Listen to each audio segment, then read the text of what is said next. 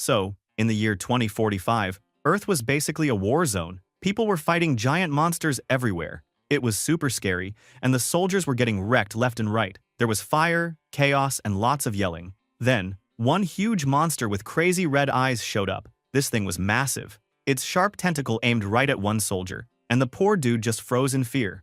But then, out of nowhere, a man jumped in and sliced the tentacle. That was some insane timing. The monster howled like it just stubbed its toe, but way worse. The hero dude wore a military cap, and he wasn't having any of this monster nonsense. He started attacking like a total boss, cutting off the monster's limbs with his sword. The monster tried to hit back, but this guy dodged and whipped out a gun. Bam! He shot at the monster, and soon, the beast was down. Fuck yeah, that was super easy. After the fight, the man told the scared soldier to get up. This hero was Han Sung, the commander-in-chief of Earth's last defense squad. Humanity had been fighting monsters for decades. Those fucked things randomly spawned on Earth and thus began to destroy it, and there were almost no soldiers left. Thank God, after countless battles, those monsters almost gone. And now his last target was in front of him. After all, maybe he could declare Earth to be free again. But just then, zap! A golden magic circle appeared under him. He then vanished in a flash of light. Bro, his gun was just left behind on the battlefield. The soldier he saved started freaking out, calling for his commander. Well, our boy woke up somewhere pitch black, and he was chained up with glowing ropes. A bunch of creepy people in robes stood around him, looking shocked that their spell worked. Han Sung was confused and angry, wondering where he was. An old man in robes welcomed him and asked him to kill the Demon King and save their country. What bullshit is this? Of course, our boy was not happy. He yelled at them, wanting to know who they were and to shut up. The old man just waved his hand, and the glowing chains squeezed Han Sung, making him scream in pain. It hurt like hell. The old guy told him to chill out and said he'd be fine if he did what they wanted. He asked Han Sung again to defeat the Demon King, and even promised that if he helped, maybe they could send him home. With a scary look, he asked if Han Sung would accept. Han Sung, stuck in those magic chains and hurting, realized he had no choice.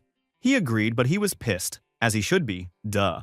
Just like that, our protagonist was dragged into a new world as the otherworldly hero of this empire. His new life sucked even more. For 10 years, he trained every day, fighting monsters and doing whatever the empire wanted. It never stopped. Finally, he defeated the big bad Demon King, Valror, after a whole decade. Han Sung dreamed every night about going home. He thought he was finally free. But nope, the old bastard came back with bad news. There was another job. Some rebels still fought against the empire, and Han Sung had to take them out. The new target was a guy named Badel. The old man promised that if Han Sung finished this mission, he would finally be free. As the painful magic chains burned him again, our boy got angry. He thought that a dog with a collar couldn't choose anything. He cursed these guys for making him their slave, and got ready for another fight. Then, the scene switched to a place called Teutonia Night Kingdom. Han Sung was hunting down Badel there. They fought hard, but in the end, our MC defeated him. As Badel lay dying, he called Han Sung a fool for listening to the Empire. Han Sung, feeling sad and guilty, said he had no choice. Badel, all bloody but still kind of cool, told our boy not to say sorry. He warned him that the Empire would dump him soon too. After the mission ended, Han Sung thought it was finally over. He could go home, right? Nah. Suddenly, a bastard named Count Brandenburg showed up and stabbed Han Sung from behind. Ouch, dude. That bastard acted all cold and congratulated our boy on being the most loyal hunting dog.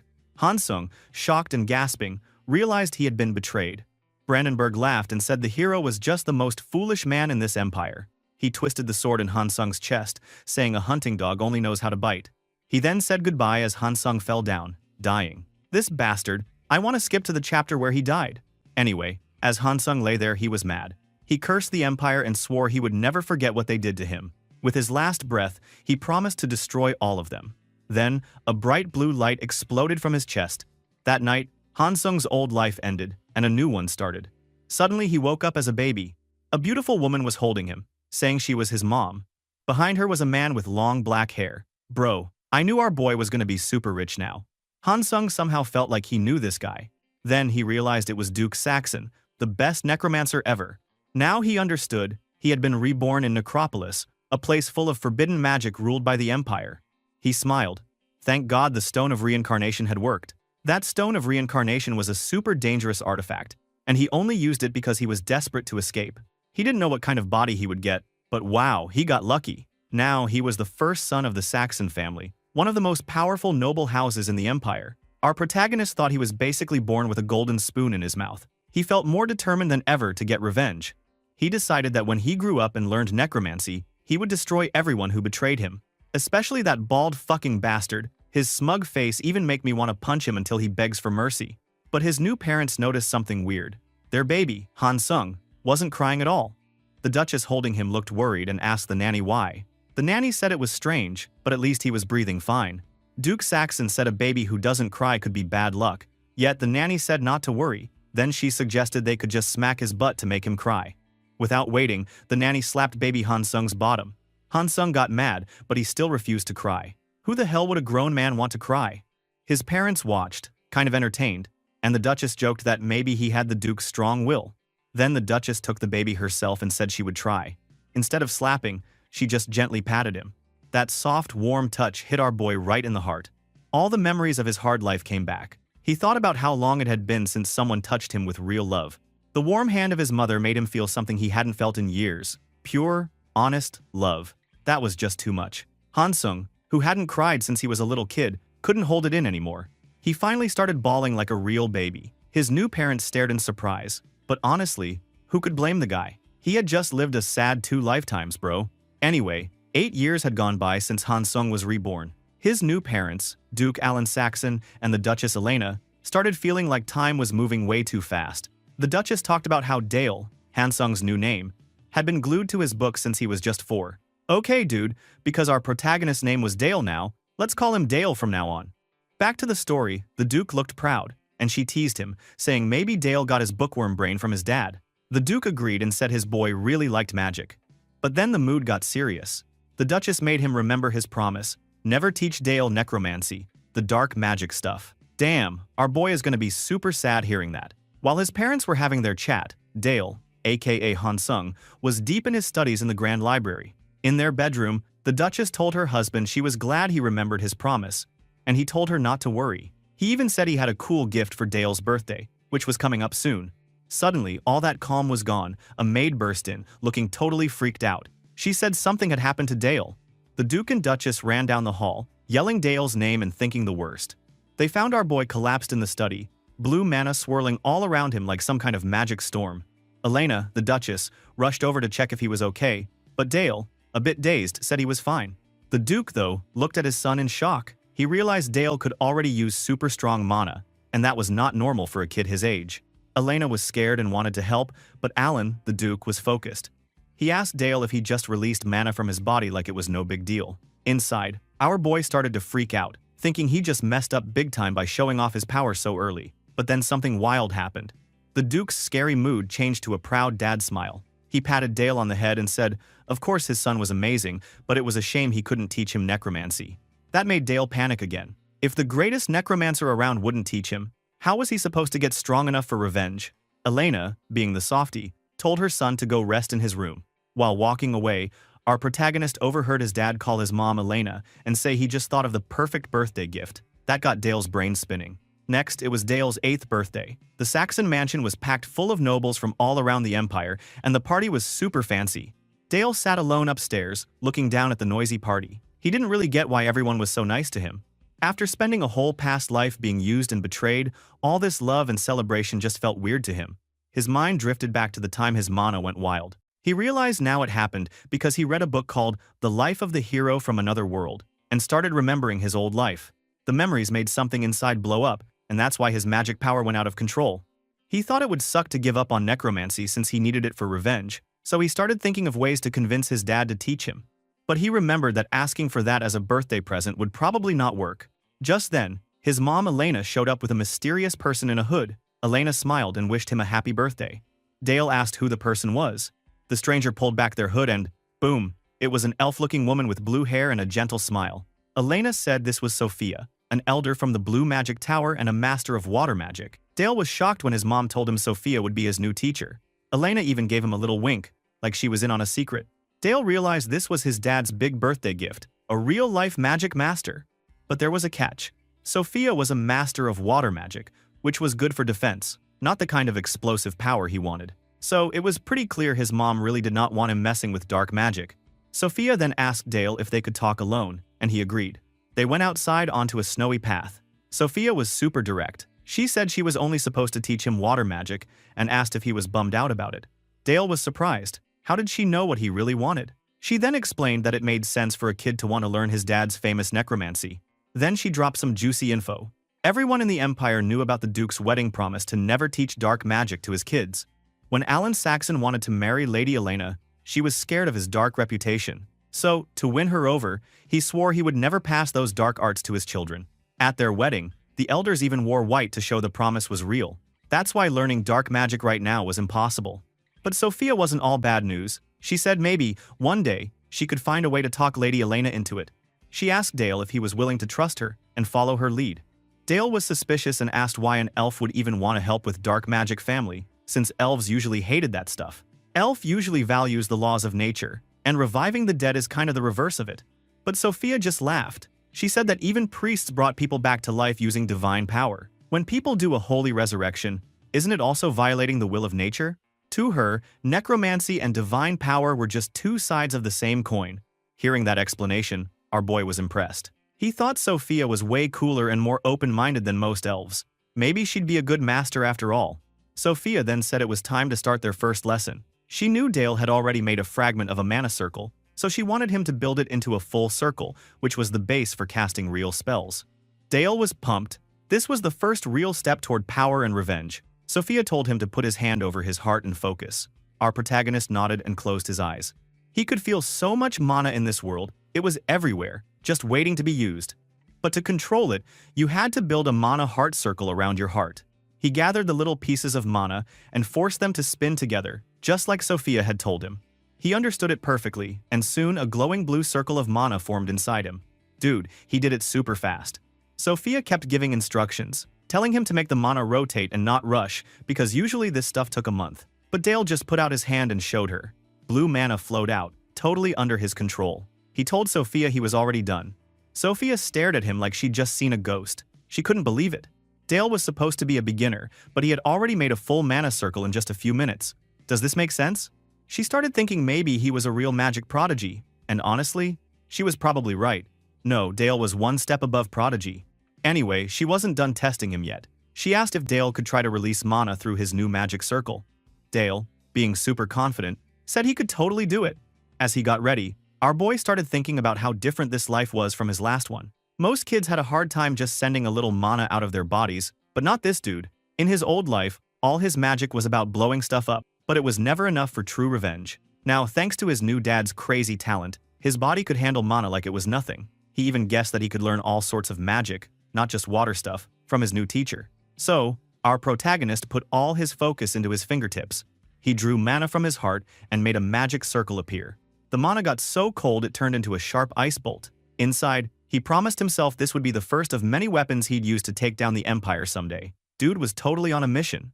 He then pointed his hand at a tree and told Sophia he was ready. He made the ice bolt fly across the yard.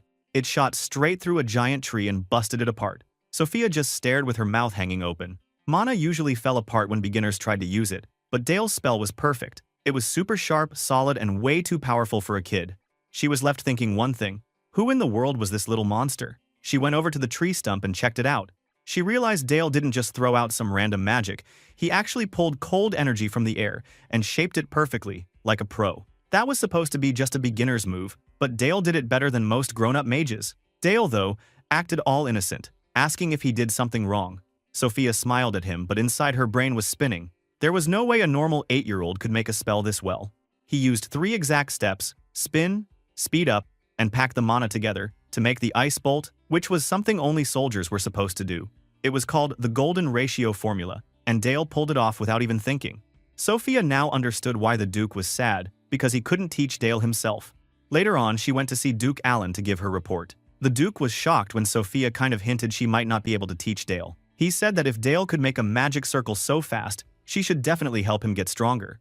But Sophia explained that Dale didn't just make a circle, he created a perfect, super deadly spell right away. The Duke couldn't believe it. She told him the spell was military level, with a perfect formula, and said his son had a real knack for making things that could kill. The Duke got the wrong idea and asked if she was saying she couldn't handle teaching a kid with so much destructive power. Well, everyone knows the Blue Magic Tower pursues non-violent magic, but Sophia quickly said that was not the problem. In fact, She wanted to help Dale even more because of his gift. The Duke was about to agree when Sophia brought up the necromancy magic, hinting that Dale might be looking for his dad's family magic. The Duke suddenly looked worried, realizing Dale might already be on the path to learning dark magic. She kept telling him she respected his promise to Elena, but he couldn't just choose everything for Dale, not when the kid was this talented. While all the grown-ups were talking about his crazy powers, Dale was hanging out in the hallway, trying to eavesdrop. He couldn't hear anything, so he just slumped onto the floor, sure they were talking about him again. He thought back to his magic lesson and realized he needed to be way more careful with his power from now on. He remembered how shocked Sophia was and decided he couldn't keep going full blast like that. Then someone called his name. Our boy looked up and saw a super shiny knight with a big smile. Dale's whole face lit up as he called out, "Uncle Helmet!" Helmet greeted him with a big laugh and asked what he was doing on the floor. Dale, acting silly, asked where his uncle had been. He then told him he was out fighting monsters and keeping the family safe, then picked him up in a huge bear hug. While Helmet held him, Dale guessed right away that his uncle had been in the dungeon, fighting all the scary stuff down there. He got a little sad, thinking about how dangerous dungeons were in this world and how knights like Helmet had to risk their lives all the time. He knew the Saxon lands were even crazier than other places, because, after he beat the Demon King in his last life, the Empire dumped all the leftover monsters here. That was some serious crap. Back in the moment, our protagonist told Helmet to be careful out there. Helmet was touched and asked if Dale was worried about him. Right then, Duke Alan came out of the study, and Helmet quickly knelt to show respect. The Duke thanked him for his hard work. Suddenly, Elena, Dale's mom, showed up with a huge happy smile. She ran to Dale and said she heard he reached the first circle in magic, and she was super proud. His dad also congratulated him and asked if Dale wanted a reward for his accomplishment. This put our MC in a tough spot. He really wanted to beg his dad for necromancy lessons, but knew that would make everyone suspicious. He scrambled for a normal wish, then shouted that he wanted a little sister. Both his parents turned bright red, totally shocked. "Bro, you know how to act like a little kid sometimes." After a super awkward pause, the Duke stuttered that they would try their best. In the back, Helmet and another knight almost lost it, trying not to laugh out loud. That night, after all the birthday hype and magic madness, Dale was finally alone in his bed. He felt totally wiped out. Acting like a normal kid all day was hard work, and using magic for the first time in this little body was even tougher. He yawned and started drifting off, thinking he really needed some good sleep. But nope, no sweet dreams for this guy. Suddenly, he was thrown into a crazy nightmare. It was like he got teleported back into his old life. He saw that bastard Brandenburg, the same jerk who betrayed and stabbed him before. Brandenburg's ghostly face popped up, looking all evil and creepy. He started trash-talking Dale, asking if our boy was getting soft in this new comfy life. He teased him. Maybe he had already forgotten about revenge. Then, the bastard leaned in really close and said the Empire would never stop hunting Dale, and they were going to wipe him out completely. Dang, that was harsh. Our boy freaked out and snapped awake, gasping for air. And then, bam! A huge blast of blue mana burst out of his chest, totally out of control. He groaned in pain, grabbing at his chest. It felt like his heart was about to explode, bro. This was a mana rampage, which is like when a mage's power goes nuts and they can't control it. Dale was super frustrated. Even in this new life, the Empire and all his old trauma just wouldn't leave him alone. He got so mad that he cursed the Empire under his breath and stumbled out of his room, hoping the cold night air would chill him out. Except, going outside didn't help at all. The mana rampage just got worse.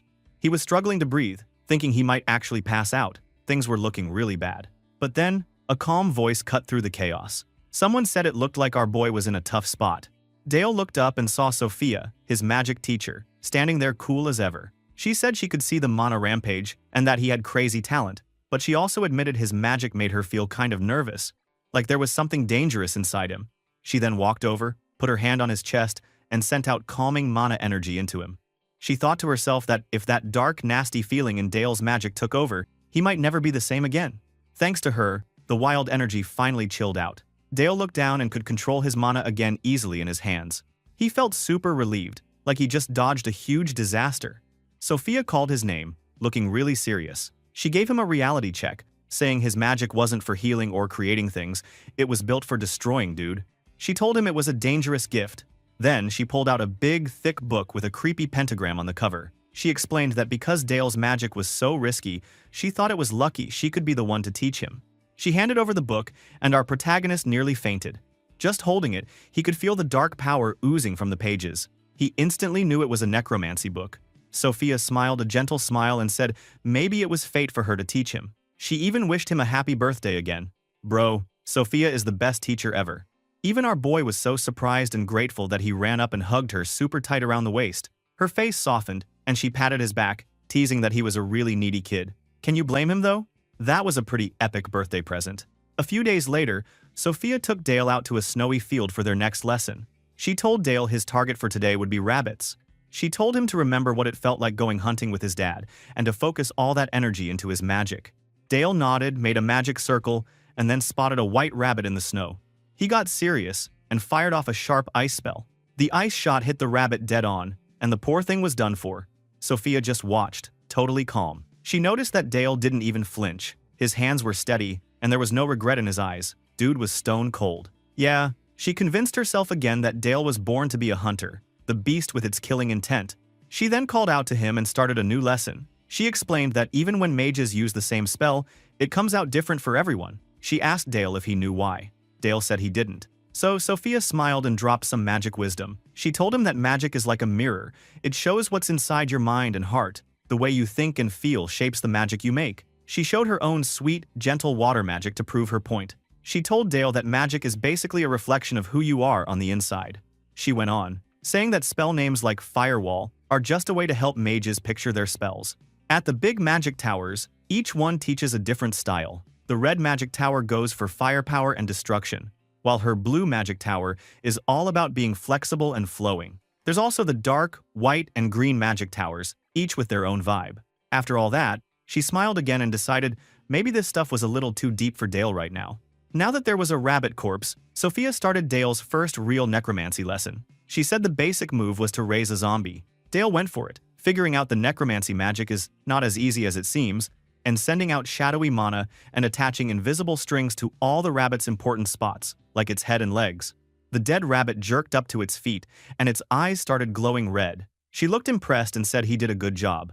Next step, Sophia asked Dale if he was ready for the next challenge. Dale said he was totally ready. She told him to put a defensive spell, called Frozen Armor, on his new undead minion. Dale focused, blue mana sparking everywhere, and shot out a burst of ice power. In seconds, the zombie rabbit was covered in jagged, shiny ice armor. Sophia checked out his work and said he did pretty well. She wanted to make sure it was strong, so she made her own giant ice bolt and fired it right at the zombie. The bolt smashed into the armor, breaking some of the ice, but the zombie rabbit was still standing. Dale's face lit up with a huge smile. He was super proud that his zombie creation blocked his master's attack. Seeing Dale all fired up, Sophia nodded and said he did awesome, then asked if he had another wish. Dale, still pumped, said he wanted her to properly teach him both the dark arts and more techniques for his water magic. Bro, this kid was never satisfied, always aiming higher. Hearing that, Sophia just gave him a tiny weird smile, and then she shut him down with one word. No. Yup, just like that. Dale was so shocked that he could not even say anything. Sophia started explaining her reasons. She told him that what he did with water magic was still super basic stuff. She said that water magic is tough and needs a mage to be really deep and smart as they get better. She reminded Dale that most beginners could barely master one type of magic, and handling two at the same time was crazy hard. Only a really rare mage could do that, and definitely not a kid his age. She said that what our boy wanted was just too much. It was way too ambitious. Dale was totally stunned. He wondered why she called it ambition like it was a bad thing. Then he tried to act all sad, and reminded Sophia that she had promised they would walk this path together. He made it sound like she was breaking her word if she refused to help him now. And guess what? That trick worked. Sophia got flustered and could not fight back against Dale's drama. She quickly ended the lesson for the day and walked off. But Dale was not about to give up, not this kid. That night, he went into the big study, carrying a mountain of books. He was super determined. He wanted all the power. He told himself that he could handle anything on his own. He promised himself that he would work so hard that Sophia would have to teach him both water magic and necromancy. No arguments. After that long, crazy night, somebody called Dale's name again and again. He looked up and saw Sophia standing there on the snowy plain. She looked worried and said that he looked like he had not slept at all. Dale tried to act super cheerful and told her he stayed up to prepare something just for her. Sophia told him to be careful and not work too hard, but our boy just smiled and said he was ready. Now it was showtime. He threw his hand out, and a dark magic circle appeared. He pointed to an armored zombie rabbit. Sophia watched with a little smile, and she saw that he had already learned the basic spell in just one night. But Dale was not done showing off, not even close. The armor on the zombie rabbit suddenly started to crack and glow. Then, boom, It exploded with ice shards shooting everywhere. Sophia was shocked. She realized this was a super advanced spell called Ice Explosion. But wait, there was more. Now the zombie rabbit created a dark ball inside its stomach, and it exploded again, blasting the flying ice shards even farther. Dude, the combo was wild. Ice and dark magic mashed together. Sophia had to think fast, and made a shining, six-sided magic shield to protect herself. When the dust finally settled, she stared at Dale, totally speechless. Our boy stayed calm and explained that he used two spells, Corpse Explosion and Ice Explosion, at the same time. He said he mixed water magic and dark magic into one attack. To prove he was the real deal, he made an orb of water magic in one hand and a swirl of dark energy in the other. With a big, confident grin, he asked Sophia if this was enough to call him a dual mage. Bro, this kid knows how to aura farming. Anyway, Sophia just stood there, her shield still up. She had never seen a combo attack like that before. Dale's magic was seriously strong and kinda scary. He had used the corpse explosion to make the blast bigger, and then sent ice and bone flying everywhere like deadly blades.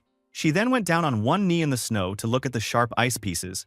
She thought Dale's magic was not just creative, it was also made for killing, like something a soldier would use in a war. She wondered what kind of creepy images Dale had in his mind to make spells like that. While she was thinking, Dale's face went super happy. He called out to his uncle Helmut, who was riding up on a horse. Helmut was leading a bunch of knights in black armor. He greeted Dale and Sophia. Our boy got really excited and asked if he had just come back from a dungeon raid. Helmut nodded. These guys were the Black Cavalry, the most epic knights in the Dukedom of Saxon. They could cover their lances with magical energy, and Helmut was one of the 7 strongest swordmasters on the whole continent. Dale saw his chance, flashed his best smile, and reminded Helmut about teaching him sword fighting. The uncle laughed and said he did not forget. Then he told Dale not to hang out in the cold for too long as his knights rode away. Sophia then told Dale it was time to go back to the estate, and Dale agreed, calling her master, like a good student. That night, Sophia met with Dale's parents, Duke Alan and Duchess Elena. She told them calmly that their son had mastered the first circle in both necromancy and water magic. The Duke and Duchess were shocked. Duke Alan reminded Sophia they only wanted her to teach Dale water magic. Sophia said she knew that, but as Dale's mentor, she felt she had to teach him what he wanted, because his ambition was way bigger than just one kind of magic. Duchess Elena thought about it and agreed. She said that Sophia could teach him about some dark magic if that was what Dale wanted, but she should also continue teaching water magic, as promised. Sophia nodded. She would take care of Dale. As she left, she told the Duchess she was sorry for not keeping her word. After Sophia was gone, Elena said she could not believe how amazing their kid was. He had become a dual mage at only 8 years old. The Duke agreed, saying that Dale's power was a little scary, but of course he had to be strong, because he was their child. The Duke somehow feels sorry and tells Elena that he wants to teach Dale necromancy himself. He said he wanted his son to be strong enough to do a lord's job. He also noted that, as a mage, he wanted a super talented student like Dale, but most of all, he wanted his son to get his legacy. The Duke got really emotional, bro. He even apologized to Elena for breaking a promise he made a long time ago. Elena listened with a serious face. She knew people hated necromancy and were scared of it. That's why she always tried to make the Duke stop. But after seeing how determined Alan was, she could not stay angry. She gave him a big, warm hug. She stated that if he was going to do this, he should teach Dale to be so good at necromancy that nobody else's opinion mattered. That was actually kinda sweet. The Duke hugged her back, super moved. Then he swore, on everything that he would train Dale to be the best of the best. You could tell he meant it. Soon, it was time for Dale's very first necromancy lesson with his dad. This was not just some normal class, bro.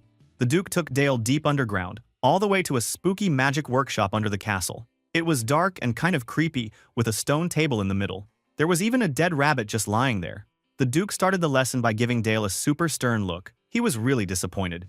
He wanted to know how Dale could bring back the dead if he did not understand how those bodies worked. Dale tried to defend himself. He said he just did what Sophia taught him, nothing fancy. But the Duke was not having it, dude. He told our protagonist he was not allowed to use those basic spells with him. So, instead of magic, the Duke made Dale study, hardcore study. He gave him a desk stacked with giant books about bones and muscles. The Duke told him to memorize everything about how every living thing was built. Man, Dale must have thought this was going to be boring, but he worked super hard and remembered every single word from those big books. Bro basically learned how to suddenly be a doctor in his life. When Dale finished studying, his dad handed him a grimoire and told him it was time for real magic. But when Dale looked up, he was shocked. There was a goblin corpse on the table. The Duke noticed Dale's confusion and grinned. He explained the difference between a weak mage and a real master at necromancy. He said a rookie might make a famous swordmaster's body just walk around like a lame zombie, but a true pro could turn a normal soldier into a death knight. He pointed at the goblin and told Dale to show what he could do with it. Our boy took a deep breath and got ready. Purple mana started swirling around his body. Yeah, he was not playing around. He realized this was way harder than the rabbit.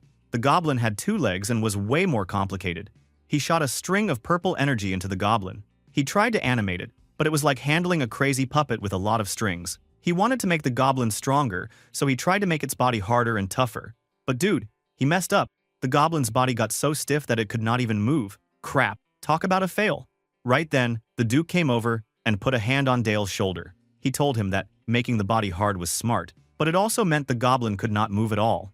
Then the Duke's eyes started glowing with magic and told Dale to watch and learn. The Duke released a massive wave of dark magic that wrapped around the goblin. The goblin floated up in the air, sparking with super powerful purple energy.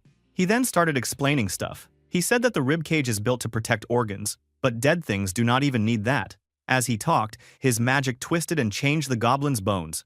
The ribcage exploded outward and turned into long, sharp bone blades sticking out of its chest. A real necromancer has to know how to change a body to fit his wishes.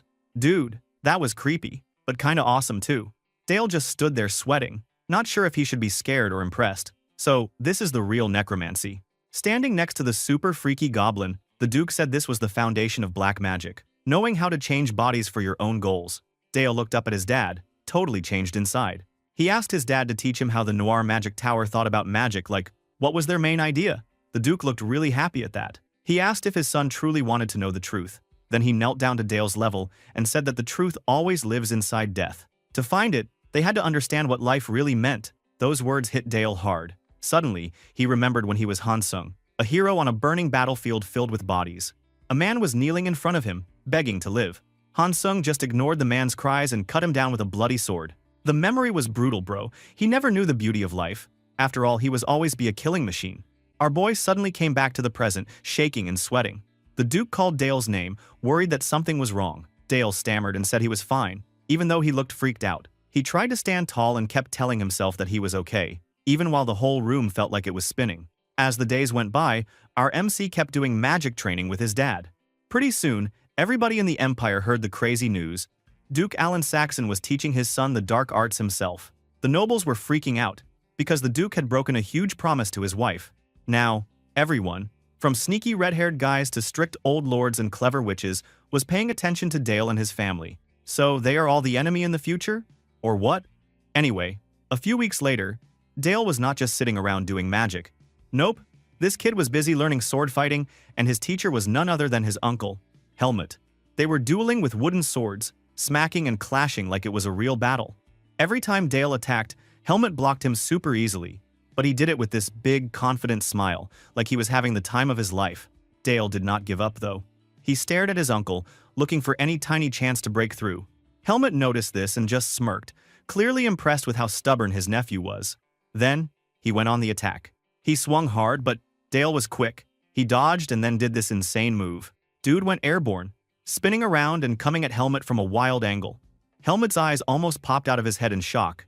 Dale's move actually worked. He knocked the sword right out of his uncle's hand. Dale was breathing hard, like he just ran a marathon.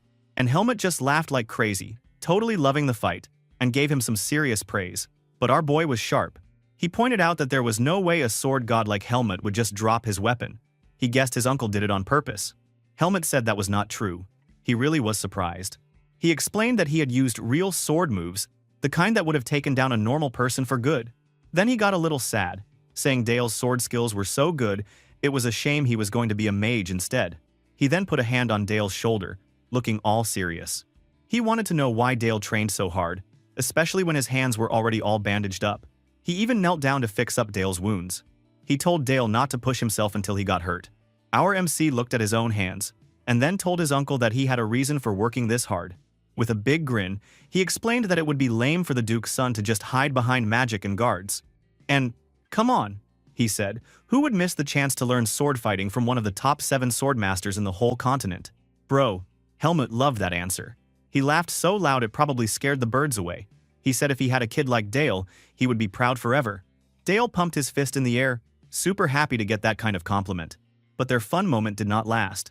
The Duchess, Elena, showed up, looking like she was having a good time watching her son train. She told them they seemed really cheerful, and Dale ran up to greet his mom. Elena smiled and said she came to check on Dale's training, but she also had some news. She asked if he remembered what he wanted for his birthday. Dale looked confused for a second. He remembered when he told his parents he wanted a little sister for his birthday. Wait, is this real? His eyes went huge. Elena looked super happy as she put a gentle hand on her belly. She told Dale that he really had to take care of his little sibling now. Our boy went from shocked to crazy happy in about 2 seconds. He promised his mom that he would do a great job as a big brother. Fast forward 10 months, the Saxon family was all together in a really fancy bedroom. The new baby was here, and Dale could not take his eyes off his little sister.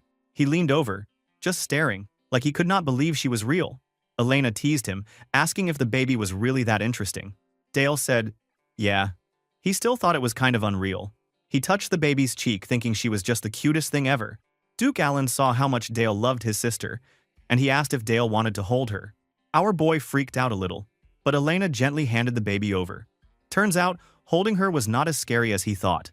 The Duke said the baby looked just like Dale did as a baby. Elena added that it was so weird, the baby always cried with her, but never with Dale. She said the baby seemed super happy in his arms. Dale looked down at his sister with a soft, gentle face. Then Allen asked Dale how he felt now. Dale's face changed. He got serious. He told his dad that even though the baby was light, she felt really heavy at the same time. The Duke smiled in this wise, dad way, and told him that was called the weight of life.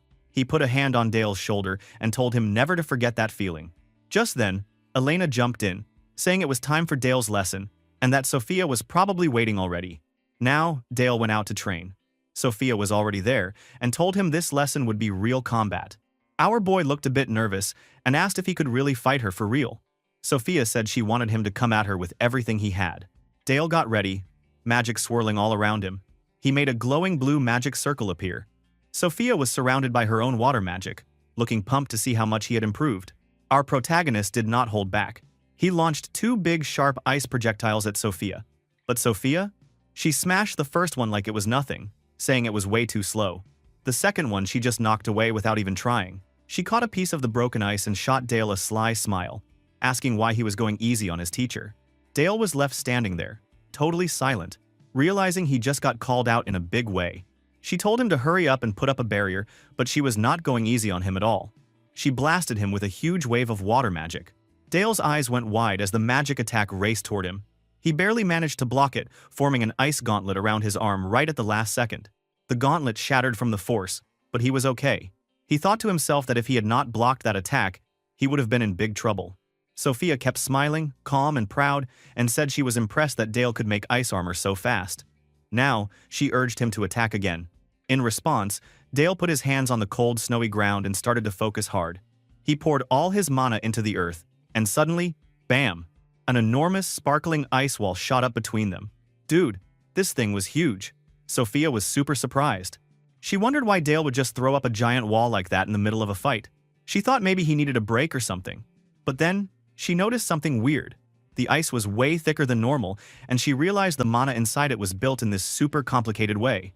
She reached out to touch the wall, trying to figure out Dale's plan, and saw it had a hexagon shape, which was part of a crazy spell formula. She was about to say something, but then Dale, hiding behind the wall and looking super intense, gave a mental command to the spell. Suddenly, the whole ice wall exploded. There was a huge flash of blue light. Shards and freezing mist went flying everywhere. Sophia was totally caught off guard. For a second, it looked like she really got hit and shredded into pieces. Bro, this must be some trick, right? No way Sophia just died like that. Anyway, when the dust settled, Dale stood there in the wreckage, looking pretty proud of himself. He started thinking about what he just did. He had made the ice wall extra dense, packed it tight, and then compressed it like a grenade.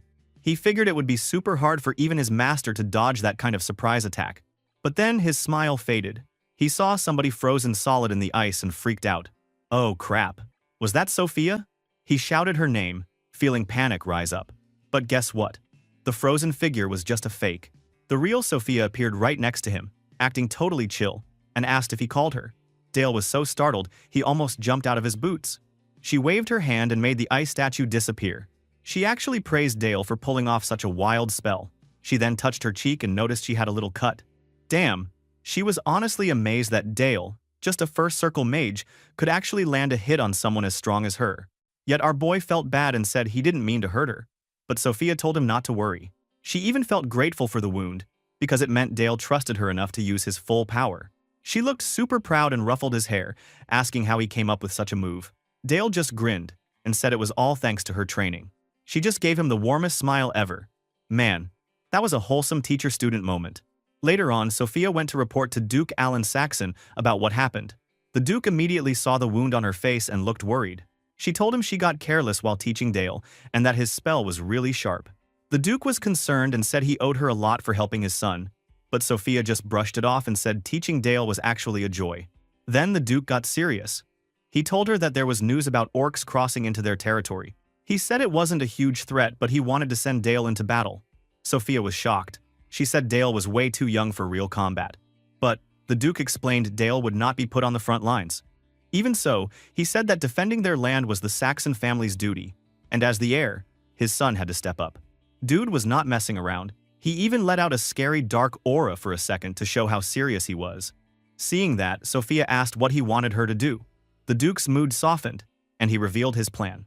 He was going to let Dale use a powerful family artifact, but Sophia had to help him learn to control it. Now, if you don't know, artifacts in this world are no joke.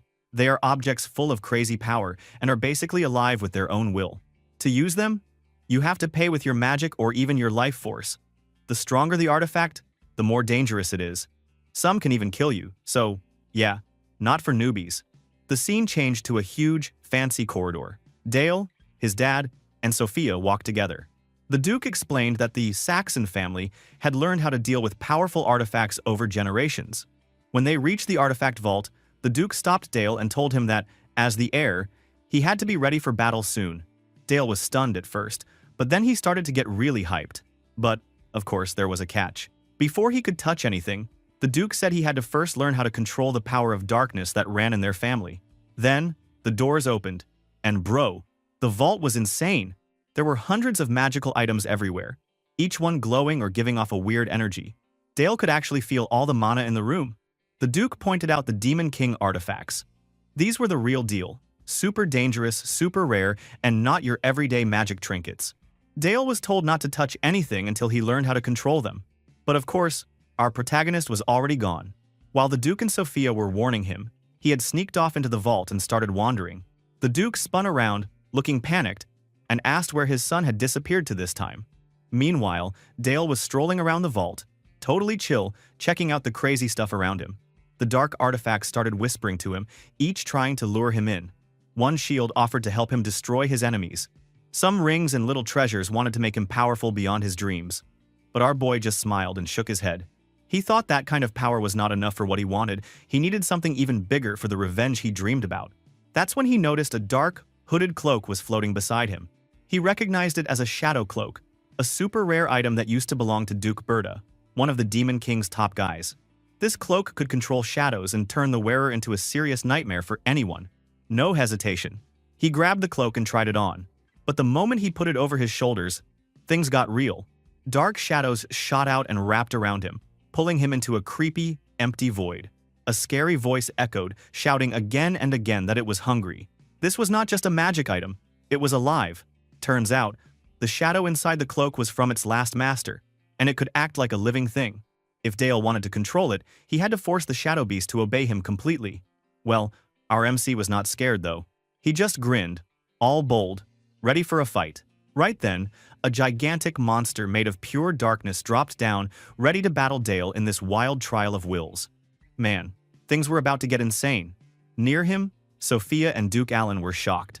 The cloak wasn't just a coat anymore, dude. It turned into a giant ball of darkness, swallowing Dale up. Time started ticking by, and the Duke was getting more and more worried. He told Sophia that if this test went on too long, Dale could totally lose his mind or even get eaten by the shadow monster. Sophia was like, oh crap, what do we do? The Duke said they might have to drag Dale back by force.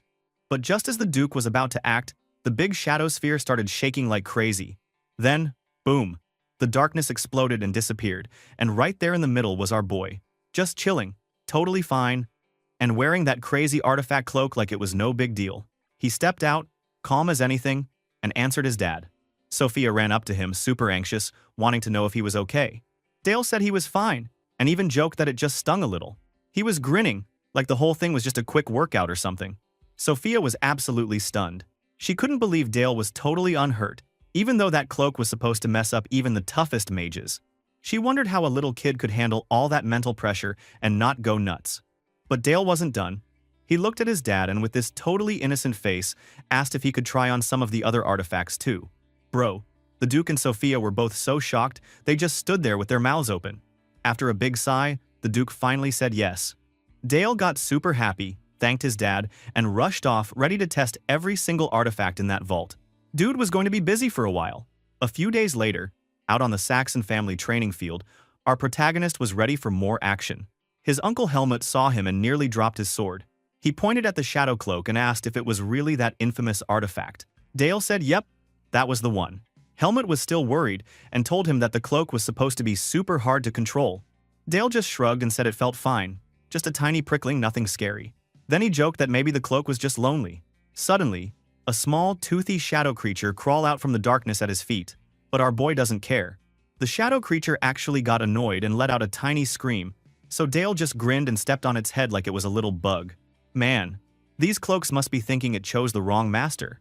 Anyway, Dale told Helmut he had a request, a real fight. He wanted to spar with his uncle, for real this time. Helmut was caught off guard, but then his face lit up. He was pumped. His whole body started glowing with this blue energy, showing just how strong he was, one of the 7 sword masters on the continent, dude. Dale felt the pressure right away, but Helmut smiled and promised he would only use basic sword moves, no magic aura or anything. Dale's eyes got serious. He thought to himself that knights always fight with everything they have, so maybe his uncle wasn't actually going to take it easy. But our boy had a secret plan. He wanted to use this sparring match to really test out his new shadow cloak. He needed to see if the weapons it could make were actually useful in a real fight. So, he let the shadows rise up and then kicked off the battle with a shadow blade rush, shooting a bunch of sharp, dark projectiles at Helmut. Dude, Helmut just swung his giant sword once and smashed all the shadow blades like they were paper. Our boy was totally shocked. His uncle had just used pure muscle to beat a magic attack. Helmut started laughing, super impressed, and said Dale's attack was awesome. Now it was his turn. He charged at Dale with insane speed. Dale dodged the first swing and used the shadows from his cloak to try and trap him with sharp, spiky shadows shooting up from the ground. But Helmut didn't even flinch. He just grabbed one of the spikes with his metal glove and stopped it cold. Dale couldn't believe how strong his uncle was. Then he jumped way up and brought his sword down in a big overhead swing. Dale had to throw up a shadow shield to block it. The impact was insane, cracking the ground and sending him sliding backwards. Helmut landed and was amazed that Dale actually blocked a hit that could break any normal sword. There, our protagonist realized just how much stronger artifact magic was compared to regular stuff. Helmut was fired up now and yelled that they should go for 10 more rounds. They started clashing over and over. The other knights watching from the sidelines were losing their minds. They whispered that none of them had ever lasted more than 2 hits against his boss, but Dale was keeping up with him.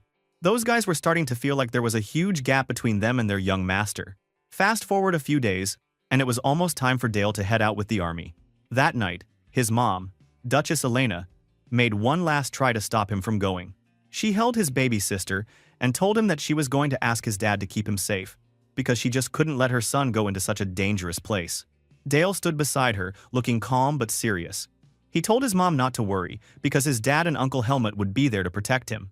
But Elena was still worried sick. Dale got really serious then.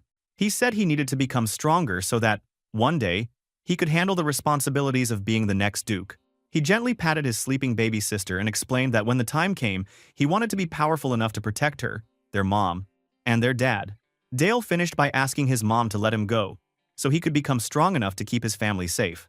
Dang, that kid was growing up fast. Elena just smiled and looked at him, all loving, and finally said that he could go with the army.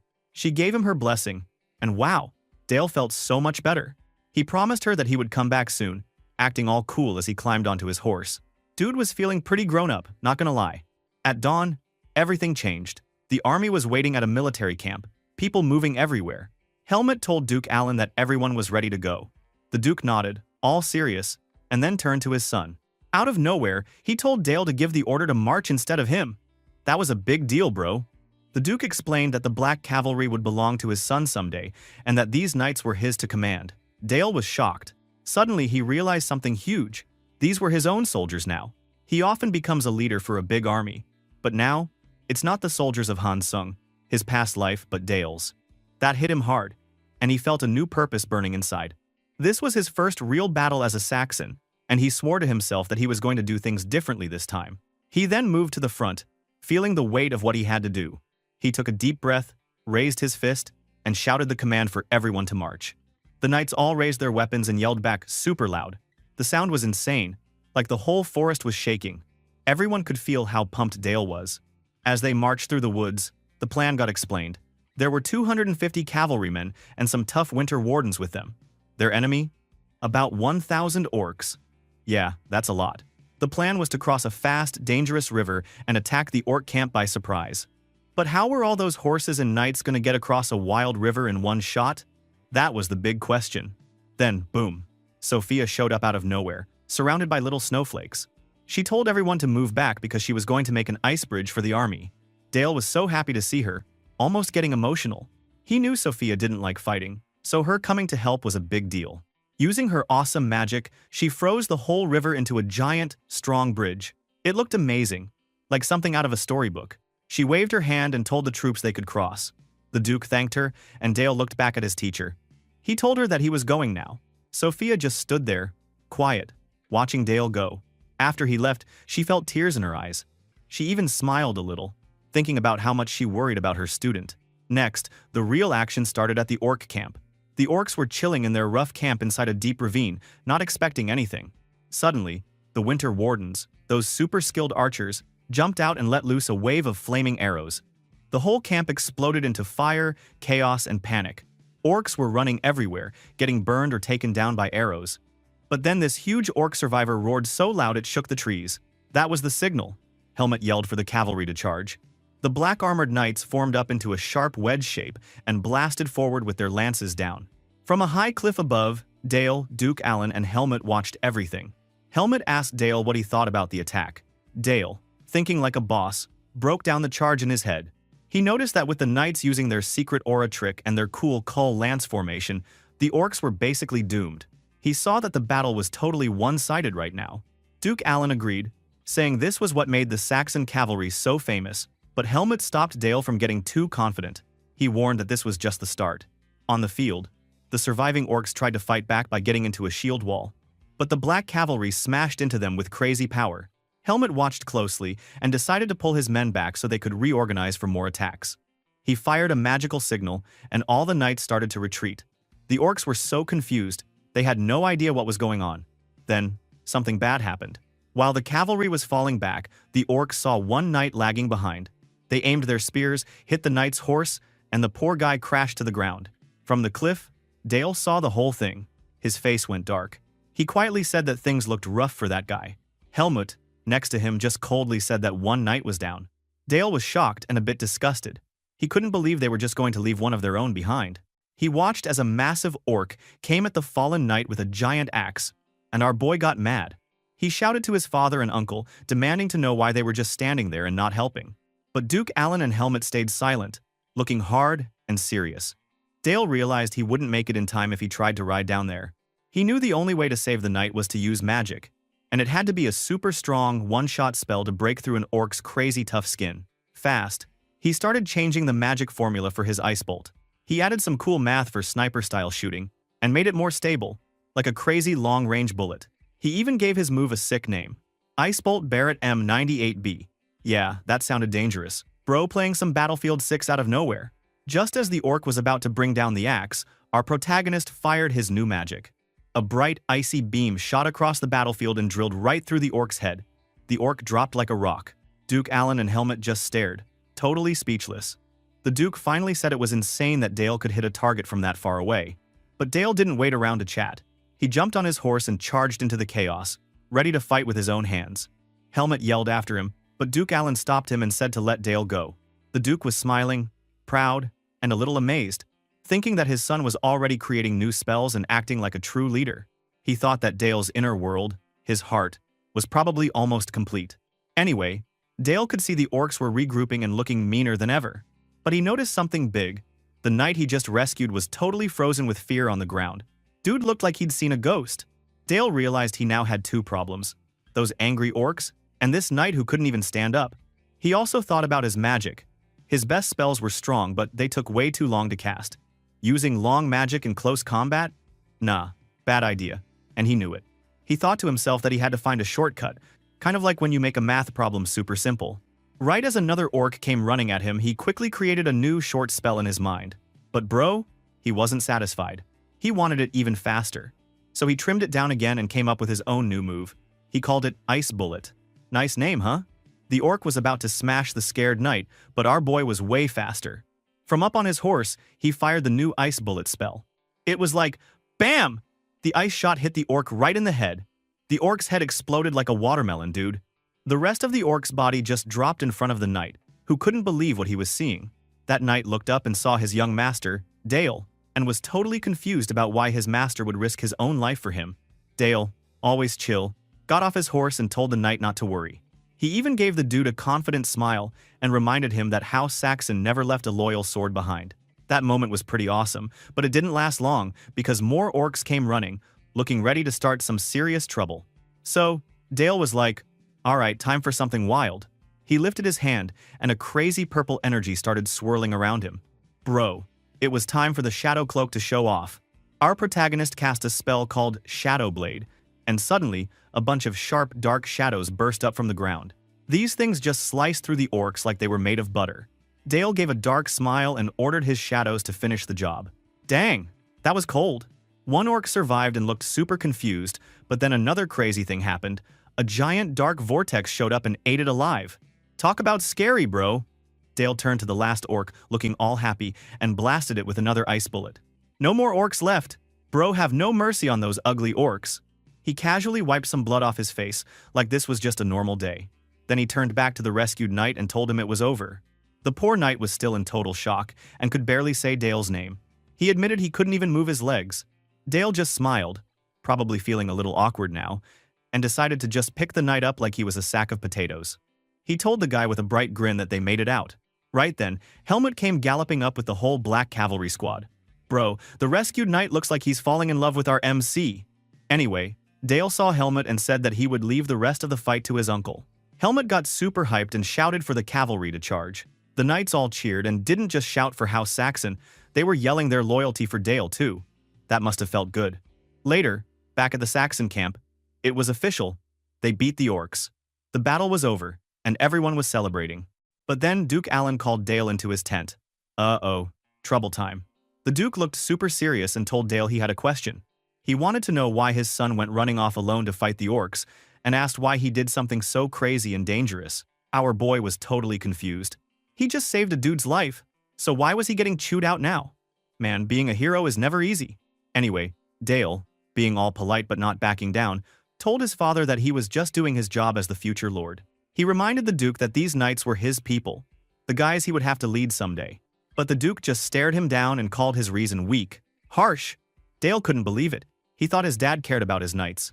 So, our MC gathered his guts and basically asked the Duke why he just stood there and let his own knight die. The Duke didn't sugarcoat it. He explained that, in their territory, monsters were always a threat. If the knights started thinking someone would always bail them out, they'd get soft. And being soft was a death sentence out here. The Duke hit him with a cold truth. By rushing in, Dale had put a dumb idea in the soldiers' heads. The idea that they could just wait around to be saved. He asked, did Dale really think any knight who depended on a rescue would last long out there on the battlefield? Then came the real lesson. The Duke said the family's real job was to push their knights to the limit, force them to sharpen their skills until they couldn't go any further, and only then would the Lord step in. That was the heavy responsibility of leading the Saxon house.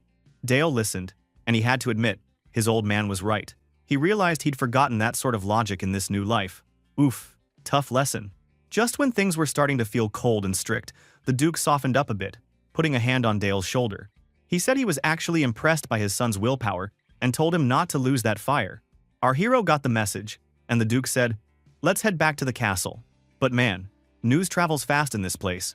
The story of Dale saving the knight started spreading like wildfire, and soon people were saying he'd killed, like, 1,000 orcs with his bare hands. Bro, the poor guy felt so embarrassed he just wanted to bury his face in a snowdrift. But it wasn't all bad. Suddenly, the whole duchy seemed more energized. A couple days later, Dale hit the training grounds and boom, there were all the knights, lined up on one knee like he was some kind of legendary general. They welcomed him with way too much respect, and Dale was seriously flustered, telling them to chill, but they weren't hearing it. Then Uncle Helmut showed up, grinning so wide you'd think he just won a prize. He told Dale to stand proud and got the knights all hyped, yelling that they'd become even stronger for their young master. Dale could only smile awkwardly, like, "Is this my life now?" Right then, a maid came in and announced that House Orhart had arrived. Helmut straightened up, ready to take Dale to meet these important guests. Now, our boy knew this was not just any visit. House Orhart was led by Bardell, the divine sword guy from the fallen Teutonia kingdom. Big deal stuff. Dale saw that even Helmut's face changed, probably thinking about old memories with Bardell. With things feeling tense, Dale and his uncle came into the throne room, where Duke Alan and Duchess Elena were waiting. The guests were announced, a woman dressed all proper with a veiled hat, and a young blonde girl beside her. The woman introduced herself as Vanessa Orhart and gave Duke Saxon a humble greeting, then introduced her daughter, Charlotte. Well, Charlotte was not having it. She looked angry and didn't hide it. Charlotte snapped at her mom, asking why she was bowing to these people, but Vanessa tried to hush her up. The Duke stepped in, calm as ever, saying he understood Vanessa's hard times. He decided the tension needed to chill, so he asked him to show Charlotte around the castle. Dale played it cool, walked over with a polite smile, and offered Charlotte his hand. But this girl? She was totally not having it.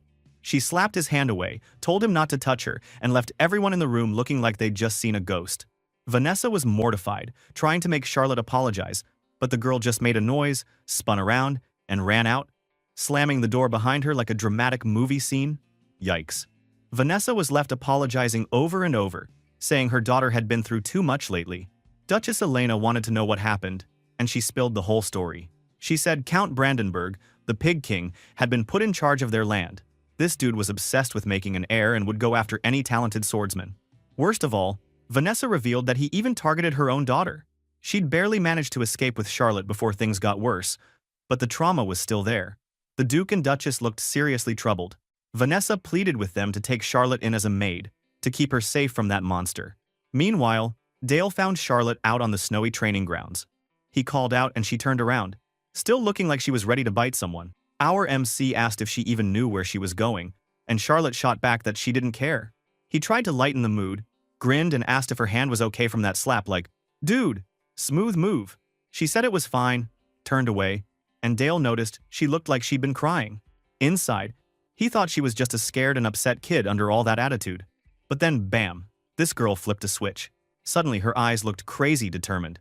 She drew her sword with lightning speed, pointed it at him, and told him they were going to fight. She told the young master to draw his weapon, and Dale just stood there, totally shocked. Charlotte stood there in the snow, sword at the ready, demanding a duel. Dale just smirked, telling her he needed a good reason to fight first. She said she knew about the wild story going around, about Dale, the one who supposedly wiped out 1,000 orcs by himself. Well, she was not impressed, by the way. She said she wanted to beat the undefeated hero and prove to everyone she was stronger so she could protect her house from a certain man. Dale was like, "Who?" And then Charlotte dropped the name. Count Brandenburg, the holy swordsman. That name hit Dale like a truck. Rage just exploded inside him, because in his past life, Brandenburg was the Empire's attack dog who betrayed and killed him. Now our boy was fired up for real. How the fuck did that name suddenly come out of her mouth? That shit ruining his day. His brain started working overtime, and he could feel his old soldier instincts kicking in. He realized that he and Charlotte actually had the same enemy, Count Brandenburg. So, instead of just treating her like a brat, he decided to test her and maybe gain a useful ally. But first he wanted to show her how much she still had to learn. So he accepted the duel and explained that their levels were too wide apart. With one smooth move, he strolled over to a rack of practice swords, picked up a short one, and turned back, flashing this smug, "You don't know anything" kind of smile. He told her she was just a kid who had no clue about real fighting, then dared her to come at him with everything she had. You could almost see the steam coming out of Charlotte's ears. She snapped that she was already doing that, then charged at him, her rapier suddenly glowing with this sick green aura. Honestly, it looked impressive. But the moment she swung, Dale blocked her attack with the practice sword like it was no big deal. Her blade and his clashed with heavy force. Charlotte got even more worked up, swinging again and again, but Dale just kept blocking, calm, cool, and totally in control. While they fought, he started analyzing her moves, like a real combat nerd. He could see she was actually good. Really good. She was snapping her wrist perfectly to push his counters away and using her aura to handle a rapier that was way too big for her size. The girl was basically channeling magic just to keep up. Then things got wild. They both pushed their auras, swords smashing together so hard that they slid back across the snowy ground. Dale was actually impressed now. This wasn't some spoiled noble kid, this was a real knight in training. Charlotte caught his look and grinned, thinking she had a shot. She lunged with a scary fast stab. Our boy barely managed to block it, but she kept pressing her advantage, throwing herself forward with attacks that crackled with energy. Charlotte was sure she was finally winning, but inside her head, things weren't so calm. A flash of memory hit, her mom telling her about her legendary dad, the divine sword who died before she was born. It was always just her and her mother, training day after day, even after their kingdom got crushed. Her mom taught her she had to protect their house no matter what, and that's what drove Charlotte now. But all her desperation just made her angrier, because no matter how hard she tried, Dale blocked every single move. She got this look in her eye, like she was about to snap, and charged one last time, yelling in pure frustration. But Dale didn't even flinch. One sharp counter, and bam! He knocked her rapier right out of her hands. The poor girl dropped to her knees in the snow, totally beaten, her sword sticking out of the ground a few feet away. She couldn't hold back the tears anymore. She wanted to know why she couldn't win, even after everything. Dale just told her the truth. She wasn't her father, the divine sword. He softened a little, saying her pride wasn't the problem, but she needed to face facts. If she stayed like this, there was no way she could protect her house from Brandenburg. That hit her hard. Charlotte kept crying, admitting that the holy swordsman was way stronger than her. She looked up at Dale, lost, and asked what she was supposed to do now. Dale crouched down, looking serious, and made a heavy promise. He said, as Dale of House Saxon, he swore on his family name that he would protect House Orhart. Charlotte just stared at him, totally shocked by this crazy vow. He picked up her rapier and handed it back, saying he'd keep that promise until she was strong enough to defeat Brandenburg herself. He said all of House Saxon would shield her. Charlotte, still on her knees, wanted to know why he'd make such a promise. Dale held her sword out and answered that it was because her sword was worth it. But he also gave her a condition. She had to swear to become a sword for him and for House Saxon in return. Charlotte wiped her eyes and thought about it. Then she gave this tiny, brave smile and accepted. She said she couldn't really say no to such an offer. She took her rapier, knelt in the snow, and vowed with all her heart, as a knight, to serve. It might have sounded childish, but the feeling behind it was real, a legit knight's promise, right there in the snow. Later that day, things got official in the Duke's office. Charlotte, at her mom's request, became a maid of House Saxon. Duke Alan was honestly surprised that his son just went along with everything. No complaints. He had to ask Dale what happened out there. Our hero told him straight, they made a pact, and he swore in House Saxon's name to protect House Orhart. The Duke's face turned pretty serious. He wanted to know if Dale did it out of pity. Dale shook his head and said he didn't. Instead, he explained his reasoning. He said Charlotte was the last of the Divine Sword's bloodline and had killer talent. By swearing a new oath with her, he basically brought a future powerhouse into their corner. What our MC really wanted was a new Divine Sword, loyal to their duchy. Duke Alan was honestly stunned by his son's thinking. But then he just smiled, proud as hell, and told him, good. Dale knew he'd nailed it. He'd just given Brandenburg a big middle finger by sheltering the last Divine Sword under his own roof. But things weren't cool everywhere. The scene jumped to Malberg, where Count Brandenburg was throwing a big tantrum in his fancy castle. The man was furious, smashing his wine glass and yelling about how Duke Saxon dared to steal Charlotte away first. His underling tried to apologize, but Brandenburg just screamed at his men for being useless. The guy explained that they'd already sent assassins, but all of them got taken out before even reaching the Saxon lands. Probably Charlotte herself fought some of them off. Hearing that, Brandenburg was disgusted. He stomped over to a shiny sword on display, touching it like a creep and remembering the good times, aka the time he killed Hansung. Gross. He picked up the holy sword Hansung used, Durandal, and started talking to it like it was his girlfriend. He called Charlotte his lovely fiancée and told the sword to wait just a bit longer. Then, just to make everyone uncomfortable, he licked the blade and promised he'd get the perfect heir, no matter what it took. He turned back to his underling with a nasty grin, ordered him to pay the Thieves Guild whatever they wanted, and told him to bring back Charlotte, no matter what. So yeah, the game was officially on. A week flew by after Charlotte gave her big knight's oath. The poor girl barely had a second to breathe. 1 minute she was the last princess, the next she was struggling hard to be a ducal maid. But she didn't complain. She trained even harder. And now, sparring with our MC every day was just part of her new life. Lucky her, right? Out on the training grounds, Uncle Helmet was all business. He checked if the kids were ready. Dale just grinned and said, obviously, he was born ready. Charlotte let out a determined grunt that basically meant the same thing. Helmet gave them the go-ahead with this sneaky little smile, and boom, the match was on. These two didn't mess around. Their swords smashed together right away. Dale was flexing with his two short swords, moving fast and cocky, but Charlotte matched him for every blow. Was this even a kid's duel anymore? Helmet just watched, pretending to be chill, but in his head, he was wondering if maybe these two needed a warning label. Sure, they weren't real knights yet, but the way they moved, so sharp and so intense, was straight up impressive. Sparks flew, and for a second, it was hard to tell who was winning. Then, out of nowhere, our hero pulled a classic trick. He swept his cloak over his sword, hiding it, and when Charlotte blinked, he went for the sneak attack. That got her heated. She looked ready to explode. But before she could do something wild, Helmet just popped up between them and caught her wrist, stopping her blade right before it became dangerous. Helmet was calm as ever. He told them they did great. Charlotte just scowled, not buying it. She asked what she was missing. Helmet hit her with the teacher voice, asking if she really knew what a rapier was for. She said it was all about thrusting. Yet Helmet shut that down fast. He explained that the real trick was footwork. He broke down her last mistake. Dale dodged her attack and closed in. But instead of backing off to get space, she just kept pushing forward. Bad move. He also pointed out that the more she bent and stretched her arm, the more her rapier wobbled, so her aim was off. In the end, he told her the brutal truth. She needed to relearn her basics, all of them. Hearing that, she looked like he had just stepped on her dreams. Charlotte was ticked off and tried to argue, saying she never had a real teacher. Helmet just grinned. That's what he was for now, and he'd fix her weird sword style. That made Charlotte even madder, and she yelled while Dale tried to keep the peace. Helmet only laughed harder, teasing that she was too cute when she got mad. Classic uncle move. While those two argued, our MC just stood there thinking how much potential Charlotte actually had.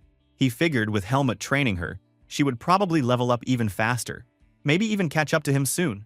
So now, he knew he couldn't slack off either. Later, it was magic time. Our boy was working on building his mana circles, usually a nightmare that took other mages forever, but of course, our protagonist was already smashing records.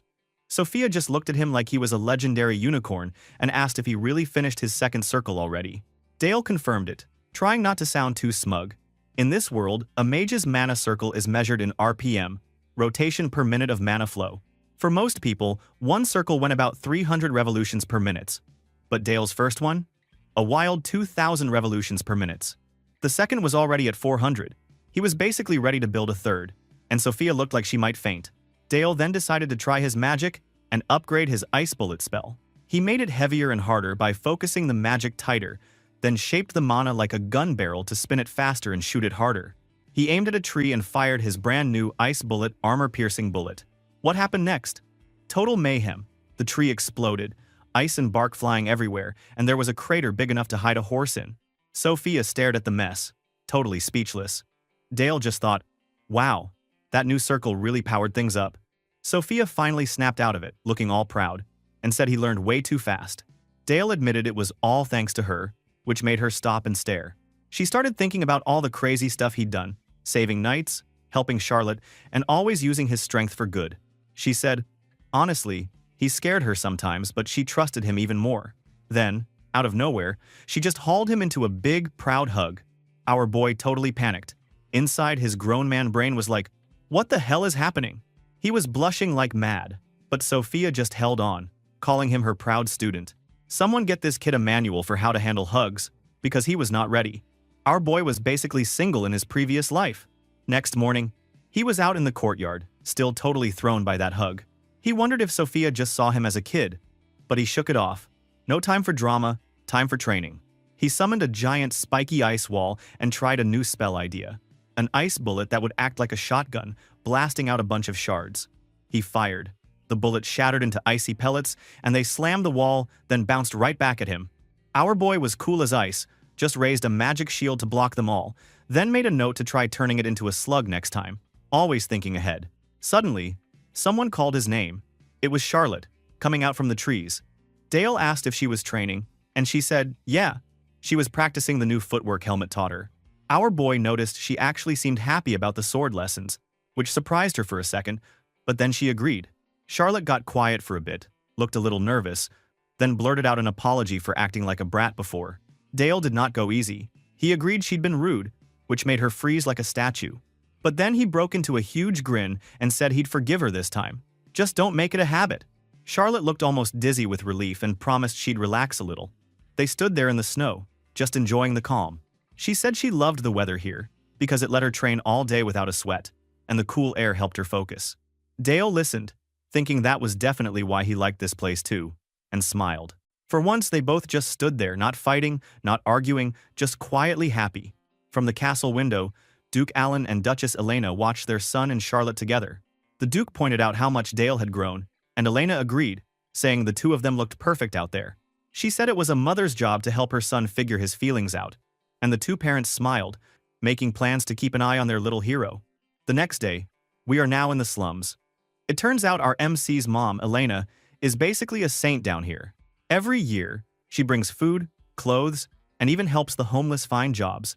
This year, she's got a couple of new assistants, our boy Dale and his knight-in-training sidekick Charlotte.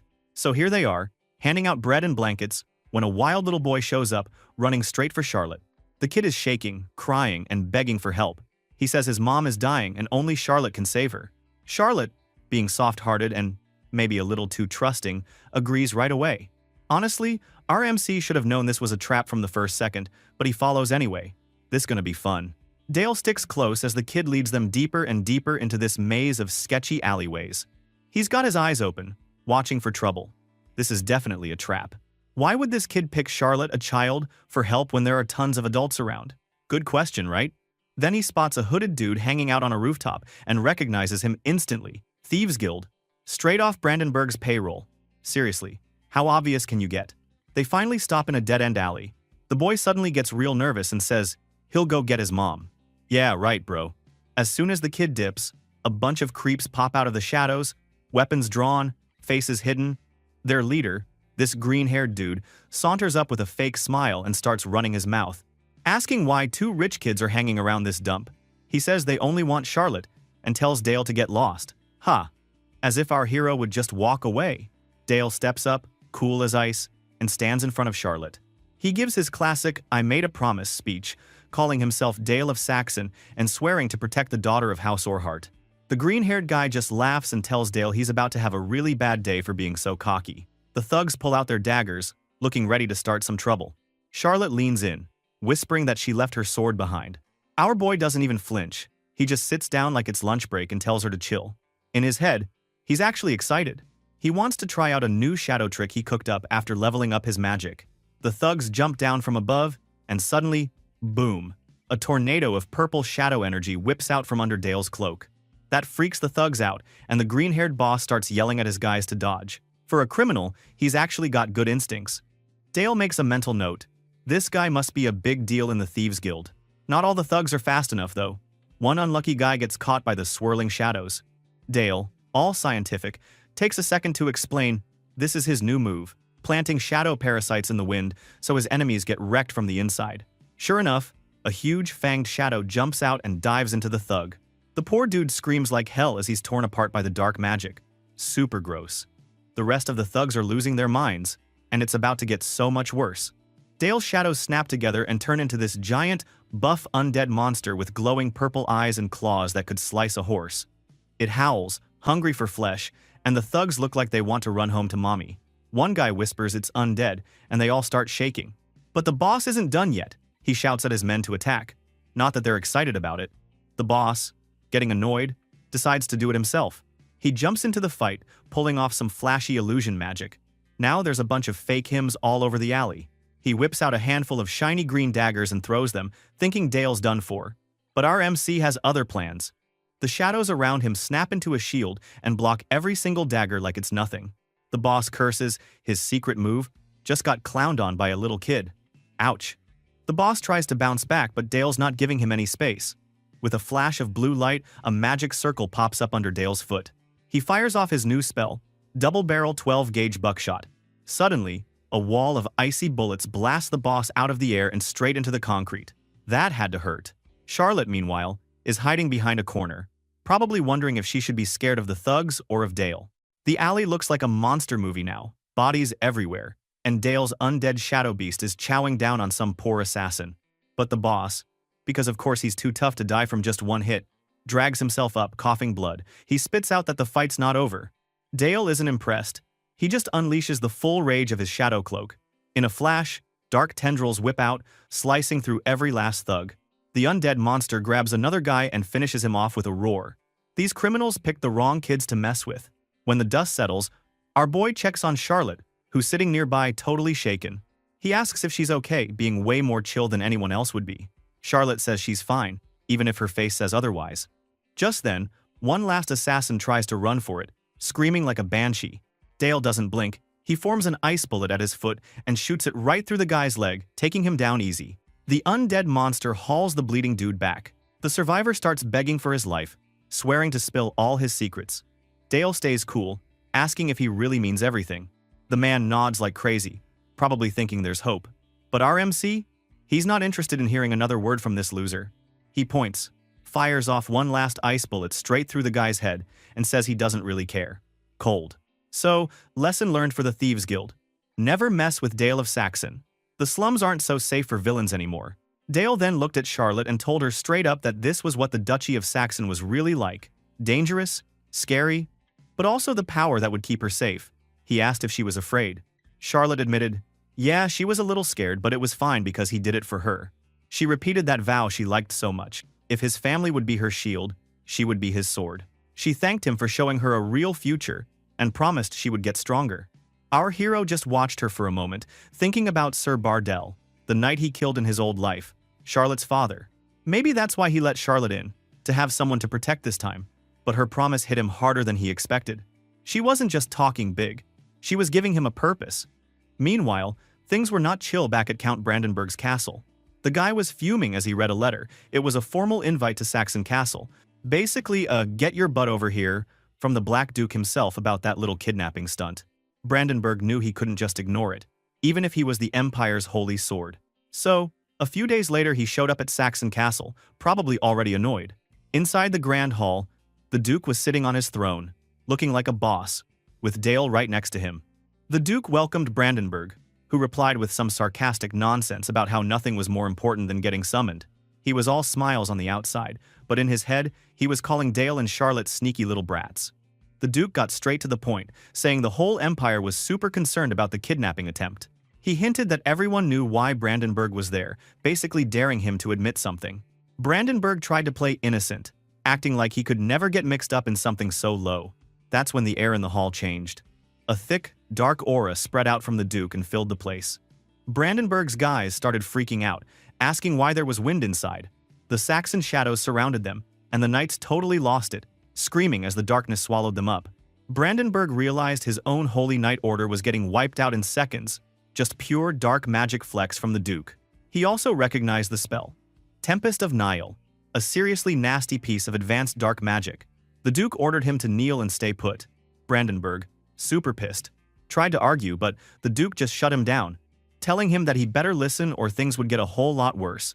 Brandenburg had no choice but to kneel, feeling more humiliated than ever before. Still, on his throne, the Duke reminded everyone that this meeting was for peace, but then made it clear that if any harm came to the Saxon kids again, he would personally wipe out every last Brandenburg. He finished with a sarcastic offer for him to listen carefully. Brandenburg, still fuming, said thanks for the generosity, but made it clear he wasn't sticking around. The Duke didn't care and told him to leave. Our boy Dale watched all this go down, and realized this scene, Count Brandenburg kneeling to the Black Duke, was about to set the Empire on fire.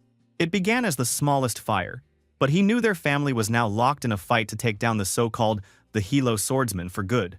When the rumors of Brandenburg's public humiliation started flying, the Duke was chilling in his office with Sophia. On the floor were the bodies of the thieves Dale took care of in the slums. Sophia stared at the mess and wondered if she'd made a mistake teaching Dale. The Duke explained that they needed her wisdom even more now and offered her the job of chief advisor to House Saxon. Sophia was shocked. This was basically asking her to join the family.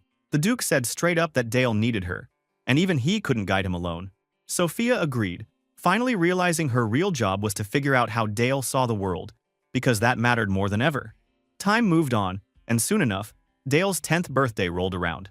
The party was packed, but this time a bunch of big shots from the Emperor's crew were there too. One of them, Marquis Eurus, came over and greeted Dale with all the fake politeness you'd expect. The other guests stuffed their faces and clapped about how great the Duke was. But Dale saw right through it. These were the important nobles from the imperial capital, and their presence was just the Empire's way of warning House Saxon not to get too cocky after embarrassing Brandenburg. Marquis Eurus, who introduced himself as the Crimson Lord, checked Dale out and talked about how the whole empire was buzzing about the boy genius who'd wiped out orcs at just 9 years old. Looking at this red man, our boy knew that the Crimson Tower was infamous for obsession with the strong being the righteous bullshit. So they never hesitated to do anything shady for power. That man is the one often doing experiments with his previous body. Now Dale kept it polite, wished him a good party, and mentally groaned. He then walked out. Birthdays like this? So boring. He'd rather be training with Charlotte, but she was now an official lady-in-waiting for her mother, so sword practice in public was a no-go. And letting the Empire see the sword god's daughter swinging a blade? Yeah, not smart. Suddenly, there was a scream. A man's angry voice ordering a maid to stay put.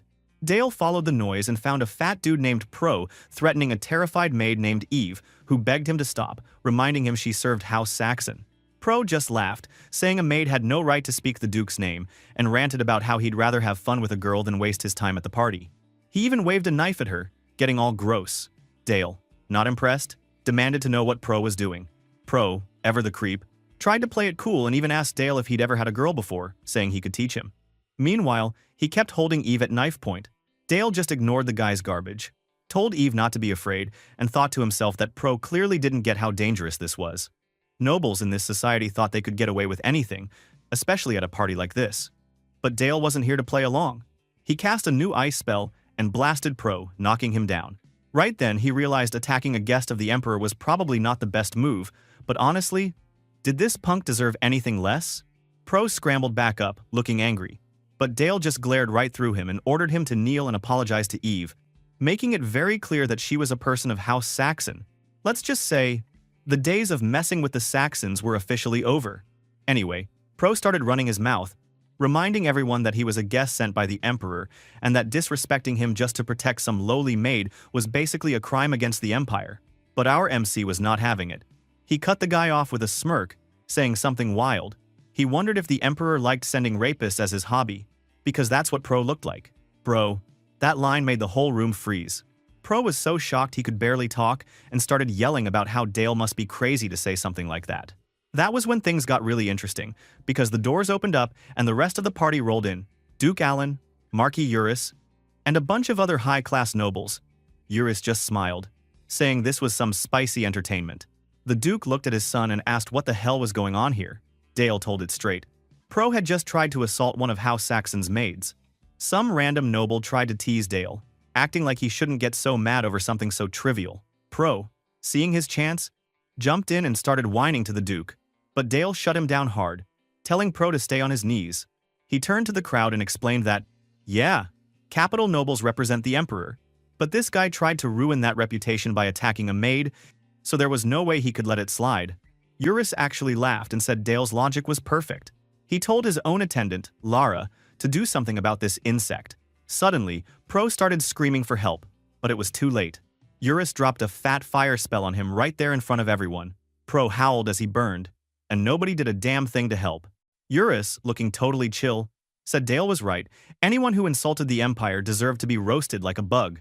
He then just clapped, telling everyone that he now had even higher hopes for young Dale. After that mess, the Emperor's people cleared out and peace came back to the castle. Not gonna lie, that was insane. Dale just set a whole new level for what counted as party drama. Next morning, our hero was trying to get some sleep, but Eve, the maid he saved, came to wake him up. She seemed nervous, so Dale thanked her for waking him up and asked if there was something on her mind. Eve, blushing a little, told him she was proud to serve him. Dale thought it was kind of weird. After all this time in this world, he still wasn't used to people respecting him like that. He could feel the crazy responsibility of the Saxon name pressing down on him, and he reminded himself he'd use that power for one thing: taking down the damn Empire. Later, the Duke called for him in his office.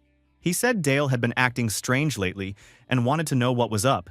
But our MC flipped the script and asked the Duke if he knew the Empire would have targeted House Saxon next if the otherworldly hero hadn't died the way he did.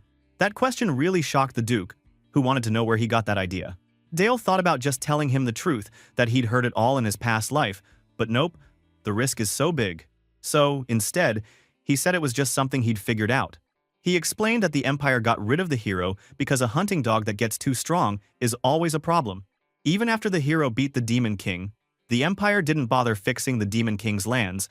They made the Saxons clean it up, bleeding them dry. So, just like they threw away the hero, Dale figured the Empire would try to wipe out House Saxon too. The Duke was honestly amazed and wanted to know how his son knew the hero was disposed of. Dale just shrugged and said it was a guess, since the official story about the hero's honorable death made no sense and was clearly a lie. He added that if he was right, then the Empire's so-called justice was nothing but pure tyranny. Now, the Duke was staring at his son like he was some kind of ancient sage and asked what House Saxon should do. Dale didn't even blink. He told him flat out, they needed to destroy the Empire. The Duke was stunned and told Dale to watch his mouth, but our boy said he wasn't talking about open rebellion right now. He had a plan.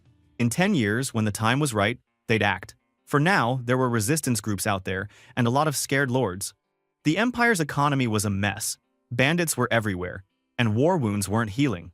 He said if they helped the resistance and built up their own strength, they'd be ready when the real chance came. Dale kept explaining his strategy until the sun went down, then asked his dad what he thought. The Duke just laughed, saying his son was a straight-up monster genius, and from now on he'd treat Dale not as a kid, but as the future head of House Saxon. Boom! There it was. This was the moment our MC had been waiting for. Power, respect, and the right to make real moves. The Duke asked what Dale wanted for their family. Dale grinned and said if he was going to be treated as an equal, he wanted to join the Tower trial in Necropolis. The Duke almost fell out of his chair, reminding him that the place was super deadly and Dale hadn't even finished the third circle yet. Our protagonist just shrugged, saying he'd reach it soon. The Duke pointed out that most people didn't hit the third circle until their 20s, but Dale stood his ground. He said this trial would prove his strength and make his dad look even better. Plus, it would give House Saxon a legit reputation. The Duke agreed, telling Dale it was his call. A few days later, they rolled up to Necropolis and, not gonna lie, Dale was already tired from all the excitement. The locals started gossiping as soon as they saw him. Some were curious if the rumors about Dale being a genius were real, while others just thought he looked kind of pathetic. Some kid named Felix, apparently the best student around, boasted that he would win, not the so-called duchy brat. Dale and the Duke made it to the Magic Tower, where they were greeted by Iris, one of the Tower elders, and the Secretary General. The Duke told Dale that Iris would be looking after him during the trial, so she led him into this huge hall with a bunch of other graduates, 59 inches total. Iris welcomed everyone and explained the first test. A straight-up battle royale for life points. Every kid had a pendant with 1 life point and a shield, and if you got hit by a corpse weapon, your pendant broke, and you were out. Steal 3 points and you cleared the first floor. Artifacts? Not allowed. Our MC just grinned inside. Finally. Time to show everyone what a duchy brat could really do. People also began to whisper. They were calling Dale a monster for reaching the third circle so young, and honestly, our guy kinda loved the attention. Felix, that cocky kid, tried to play leader and told everyone they should team up to take Dale down. Some were a bit scared about attacking the young lord. You know, not wanting to end up cursed or whatever, but Felix just brushed it off, saying that here everyone was equal. Dale overheard all this and was basically thinking, wow, these kids are pretty confident, but they had no idea who they were messing with.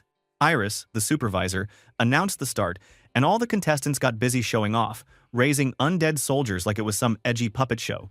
Felix instantly sent his zombie soldier charging straight at our hero, thinking it would be easy. But nope, Dale's own undead soldier blocked the hit like it was nothing. Felix's jaw dropped when he noticed something weird. Dale's soldier was freezing up, literally, then shattered his undead into pieces. He started freaking out, yelling that Dale was cheating by using water magic. But our boy stayed cool. He asked Iris, real smooth, if there was any rule that said undead could only be pumped up with dark magic. Iris just stood there, saying nothing. So Dale decided that meant he hadn't broken any rules. Now Felix was desperate, ordering his squad to stall Dale's ice-powered zombie while the rest went after Dale himself. Dale, thinking that he couldn't use artifacts, decided to go old school. He dodged around the attacking undead, swiped a sword, and started wrecking everyone. He even punched one of the undead with dark magic, then chopped up another like it was practice. Somebody in the crowd was just staring, totally shocked that their zombie got taken out so easily. Felix was convinced Dale's sword must be enchanted. But Iris explained to everyone that Dale had actually just changed the bone structure to make the sword super tough. Then our hero leapt high into the air and slammed his sword down on another undead, ending its sad little existence. Felix was left with 0 soldiers, and he was so stunned he looked like he'd seen a ghost. He started to question if it was even normal for a mage to be this good with a sword. Dale walked up to Felix, who was now begging for his life. But our MC just laughed, reminding him that the pendant would keep him safe from dying. Then he swung and shattered Felix's pendant, knocking him out of the trial. Felix called him a monster, but at that point, everyone else in the room knew it was true. Iris stepped forward and announced that Lord Dale was the only survivor, holding every single life point, 60 in total. Dale just thought to himself that this was only the beginning. Necropolis would be his first step on the road to revenge. Next, he moved on to the second floor of the trial, where the game got real. This round was all about taking down a flesh golem, which usually needed a whole team, but Dale had already wiped out all the possible allies on the first floor. The rules here let you use any kind of magic, so our boy figured it was the perfect time to push himself and reach the third circle. The golem came at him swinging, but he slipped past its attack and sliced its arm, grinning like this was just another day at the gym. He unleashed a new spell, Accelerated Decay, and suddenly, the golem's body started corroding fast. Iris, the ever-watchful judge, noticed right away that Dale's magic wasn't normal at all. She wondered why he didn't just chop the golem apart, but Dale was thinking bigger. He remembered from his past life that biochemical warfare was the real game-changer. Now, he was using black magic to basically do the same thing, and honestly, nobody else in the room even realized how crazy that was. He kept crushing the golem and set a new record by reaching the 10th floor, and got 4 days off as a reward. The other 59 kids? They got a rare second chance, probably just so they wouldn't all cry home to their parents. After all, there was never a case where everyone got destroyed by one person. Later that night, Dale was chilling alone by a fountain. That's when Sophia appeared, congratulating him on smashing the competition. Our protagonist thanked her, saying it was all thanks to her training. Then, out of nowhere, our boy asked her to go to the festival with him, as a date. Sophia said yes, but she was thinking it was just a kid being cute. Oh, poor Dale got teacher zoned. At the festival, Dale tried to keep the conversation going, but small talk was not his thing. He admired the moon, but it was that quiet moment with Sophia that hit him. He realized she was the only person who ever lit up his lonely world. He remembered how, when he pushed to the third circle and hit that mental wall, he found himself in a strange, empty place. Just emptiness. Except for Sophia, who was always there with her trust. And now, Dale looked at her and decided to just say it. He told Sophia he loved her. Oh boy, the story is moving too fast. She was stunned and asked what he meant, so he said it again, clear as day. Sophia smiled and hugged him, saying she was also very fond of him. Damn. We all know she just thought that Dale was a kid, saying they love their mom. But a few days later, before the next trial, Dale was pretty sure nothing had changed. He figured Sophia just saw it as a little boy's crush and nothing more. The hell? He would just focus on the next mission then. On the day of the 11th floor trial, Iris explained the rules. This one was a head-to-head magic fight. Dale's opponent was a guy named Elbert Rosenheim, a serious third circle master who told Dale he wouldn't go easy on him just because he was a kid. Dale understood the deal. This time, all magic and artifacts were allowed, and the pendant didn't really protect you anymore. It was about to get dangerous. Elbert was full of himself, warning Dale that this was the end of the line for him. He started things off dirty, firing a volley of dark arrows before the match even officially began. Dale dodged everything easily, but he was annoyed that the judges didn't care about Elbert's cheating, they just wanted to see what he could do. Elbert went all out, summoning a squad of creepy dark creatures, yelling at them to bow down and obey him forever. Our boy thought it was actually embarrassing how dramatic the guy was, but he had to admit Elbert was better than those first-level newbies from before. As Elbert kept sending attacks, Dale stayed cool, dodging every blow. This only made Elbert angrier, and he demanded to know how much longer Dale was going to run. Elbert said Dale could never win just by dodging, then tried to end things by ordering his undead to blow itself up, claiming victory was his. Well, Elbert was about to learn that our boy Dale wasn't running away, he was just waiting to end this on his own terms and just playing around. Elbert was still busy showing off his dark magic, but suddenly he looked around and realized Dale had just vanished. The guy was straight up confused, wondering how and when our MC disappeared. But then, bam, Dale showed up right behind him, cool as ever, making fun of him for needing to cheat against a kid. That one stung, bro. Dale even admitted Elbert's little sneak attack was smart, but then flexed a bit, saying he used spectral form, a skill from his shadow cloak. He made it clear Elbert was nowhere near beating him. That's when it got creepy. Dale's shadow creatures started humming and groaning about how hungry they were. They literally asked if they could eat Elbert. Dale just grinned and told them to go for it, but not to overdo it. Dude, those shadows swarmed Elbert, and the guy started screaming like he was in a horror movie. Dale joked that maybe the shadows were a little too excited because they hadn't eaten in a while. Elbert broke down, begging for mercy, so our boy called off his shadows. The enemy hit the ground, totally knocked out, and Iris wasted no time declaring Dale the winner of round 1. Dale didn't even care. He just asked who was up next for round 2.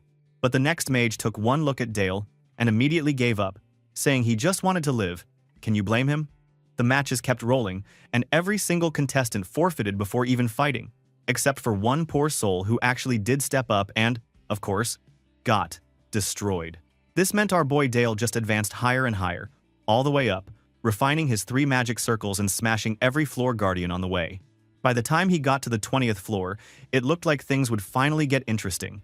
The guardian here was no joke. It was the Headless Knight, a monster built personally by a Black Tower elder. Even the spectators were whispering that maybe this was finally Dale's limit. Did our MC get nervous? Not a chance.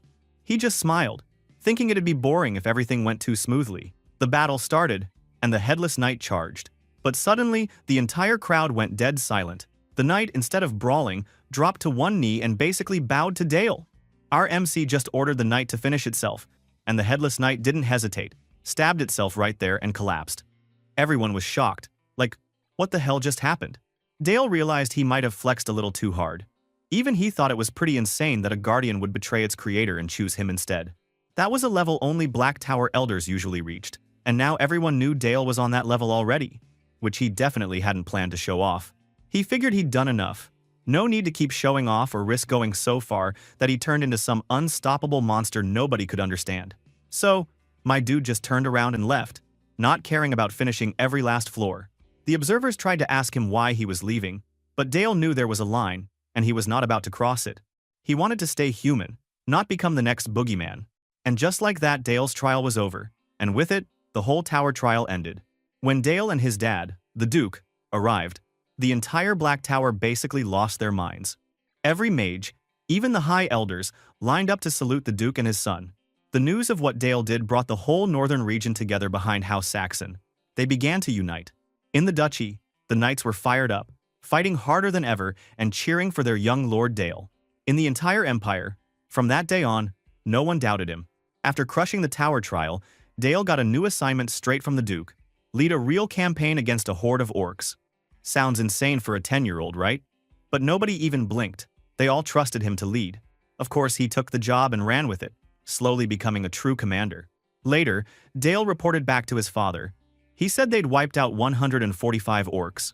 The Duke wanted to know if there were any losses. So, he told him 3 knights got hurt, but nothing serious. The Duke asked if he'd used magic to keep everyone safe, and Dale gave all the credit to the swords of House Saxon, not his own spells. The Duke was pretty damn proud. Sir Helmut, always the supportive uncle, told the Duke that Dale was already leading regiments like a pro. Dale, being humble for once, said it was all thanks to his uncle teaching. Helmut didn't buy it. He said Dale learned sword fighting, strategy, tactics, and war itself from him, and at this rate, it wouldn't be long before Dale was leading his own territory in a domain war. Our boy just grinned, always up for a new challenge. Next, we see Dale and Charlotte throwing down in another sparring match. Charlotte yelled as she charged, and they traded blows so fast it was hard to follow. When Dale ended the session, he said Charlotte was getting a little better. Charlotte snapped back, annoyed that he sounded so detached. She knew she couldn't be compared with him. She then complained that ever since he became a third circle mage and passed the 20th floor, all she heard was endless praise for young Lord Dale, and she wondered if he ever got tired of it. Dale told her not to worry, promising she would get stronger too. In his head, he thought Charlotte's talent was wild, especially for a 10-year-old. But Charlotte got triggered, yelling at him not to treat her like a child. Our protagonist just shot back that she was a kid, so of course he'd treat her like one. She fired right back, saying he was a kid too. Dale only smiled and said he was already an adult, because, you know, his past life and all that. But still, he was still mini in everyone's eyes. After that, Sir Helmut started a new lesson for him. He explained they'd be learning the hammer and anvil tactic, a move where cavalry smashes the enemy's side while infantry blocks the enemy's reinforcements. That's the secret sauce, he said. Dale figured out that the tactic only worked because the black cavalry was so OP. He thought to himself that war was pretty much the same everywhere, no matter what world you were in. Helmut asked about Charlotte's training next. Dale said she was doing great, but honestly, her skill still couldn't compare to his. He explained that her sword skills had a solid base now, and soon she'd start learning aura techniques and the Saxon sword style. But there was one problem. Helmut already knew what Dale was thinking. Charlotte's sword style didn't really match the Saxon family's heavy power style. Well, mages used magic circles to shape their power, but knights could also refine their mana and store it as aura by training hard. Just like mages had towers for passing on their magic, knights had orders to keep their sword styles alive. The Black Cavalry, from the Night Raven Order in the north, used a style based on sheer power. The problem was, Charlotte's style was all about speed and agility. With her skills, if she used Saxon swordsmanship, maybe she could reach the top 7 swords. But without the right technique, she would never be number 1. Not like her father, who used to be called the First Sword. To be honest, Helmut was sad that this special style vanished when the Night Kingdom fell. Our boy's face darkened. If only the Sword of Blossom technique were still alive, and wondered if it had really disappeared for real. After that, while Dale was grinding away, crushing monsters and working through crazy training, it was finally time for all that effort to pay off. One day, the Duke got some news from a messenger that left him looking totally shaken. The messenger said that Baron Voker, their neighbor, was claiming the Duke's copper mine and had asked for a domain war. Dale thought it was nuts for a lowly baron to challenge a duke like this. But then the messenger revealed the real reason. The Brandenburg was backing the baron and sending his St. Magdalena order to help, all to get a cut of the mine's profit for Saxon Duchy. Hearing that, our boy knew right away that this was payback for humiliating Brandenburg before. The guy never forgot a grudge, and now he was out for revenge. Ever since Duke Alan stomped all over Brandenburg's pride, the Count was itching for a comeback, but of course, he didn't have the guts to start a big war out in the open. Instead, he decided to stir up trouble in a border zone so no one could blame him directly. RMC was ready. Let the domain war begin. He would crush that damned pervert so hard this time. Anyway, Dale walked up to his dad and said he wanted to lead the knights himself in this battle.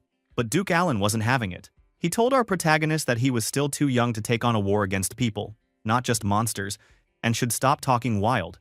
The Duke said he'd protect Baron Greenbelt's mine himself, so Baron Greenbelt, who was kneeling right there, was shaking and mumbling his thanks. Dale watched all this and felt like smashing something. He knew he could handle it, but his dad just wouldn't listen. Looking super salty, our hero stormed out. That's when Uncle Helmut stopped him and tried to cheer him up, saying the Duke must have his reasons. He then pulled out a game board that looked a lot like chess, except it had a different name here. He said they should play it together since it was basically a mini war game and would help Dale get even better at strategy. That's when the light bulb went off for Dale. He realized maybe he could convince the Duke by beating him at his own game. Without even saying anything, he took the board and bolted back toward his dad's study, leaving Helmut like, "Dude, what the hell just happened?" Dale barged into the study and laid out his plan. If he could beat his father at this war game, he wanted permission to command the battle for real. The Duke looked at him like, "Are you serious right now?" But Dale stood firm, saying that war wasn't just about strength but about brains too, so this match would show if he deserved the chance. Helmut apologized for the trouble, but the Duke waved him off and agreed to the deal. If Dale won, he'd get command. But if he lost, he'd drop the idea for good. So, the match started. Dale moved his pieces with total confidence. And even though the Duke gave him all the advantages, more troops, better terrain, our MC still wiped the floor with him. 2 out of 3 games, Dale walked away the winner. Helmut nearly lost his mind watching it. Dale respectfully asked if his dad would keep his promise. Duke Alan was like, "Since when did you know this game?" Anyway, Dale just lied straight-faced, saying he found the rulebook in the library years ago and learned it by himself. Yeah, right. Our protagonist was a pro at this from his past life, but no one needed to know that. The Duke just shook his head and honored the deal. He officially put Dale in charge of the knights for the upcoming fight. But he made it clear, lose, and their family's honor would be toast, so defeat was not an option. Before sending him off, Duke Alan got real serious. He asked if Dale could really handle all this responsibility alone. Our boy answered with a huge, bright grin, telling his dad to trust him and that he'd prove himself. The Duke smiled back, finally trusting the kid to show everyone what he was made of. Meanwhile, over in Brandenburg's stronghold, things were a mess. Count Brandenburg was blowing his lid, yelling at his son Philip for messing around in the slums while Dale was out here getting ready to lead a real army. Philip, thinking he was hot stuff, asked to be allowed to crush the Saxon kid with the knights. The only thing he crushed was his dad's patience. "If I have a son like this, I'm gonna kick him so hard." Brandenburg made it crystal clear that Dale was no ordinary kid, he was a monster, and Philip couldn't even dream of catching up to him in 100 years.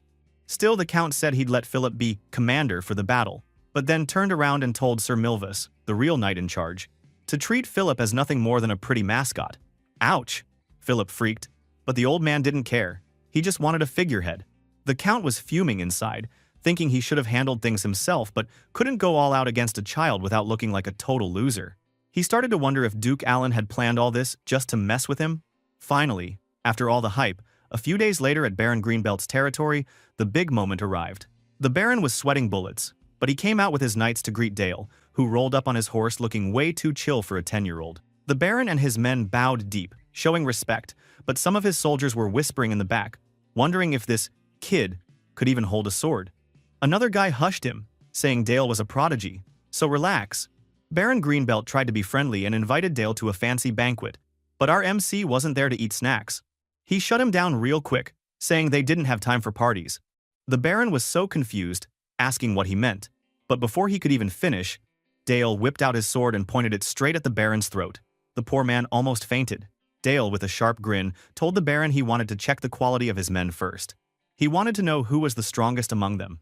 Our boy wasn't playing around. He was here to win, and nothing was going to slow him down.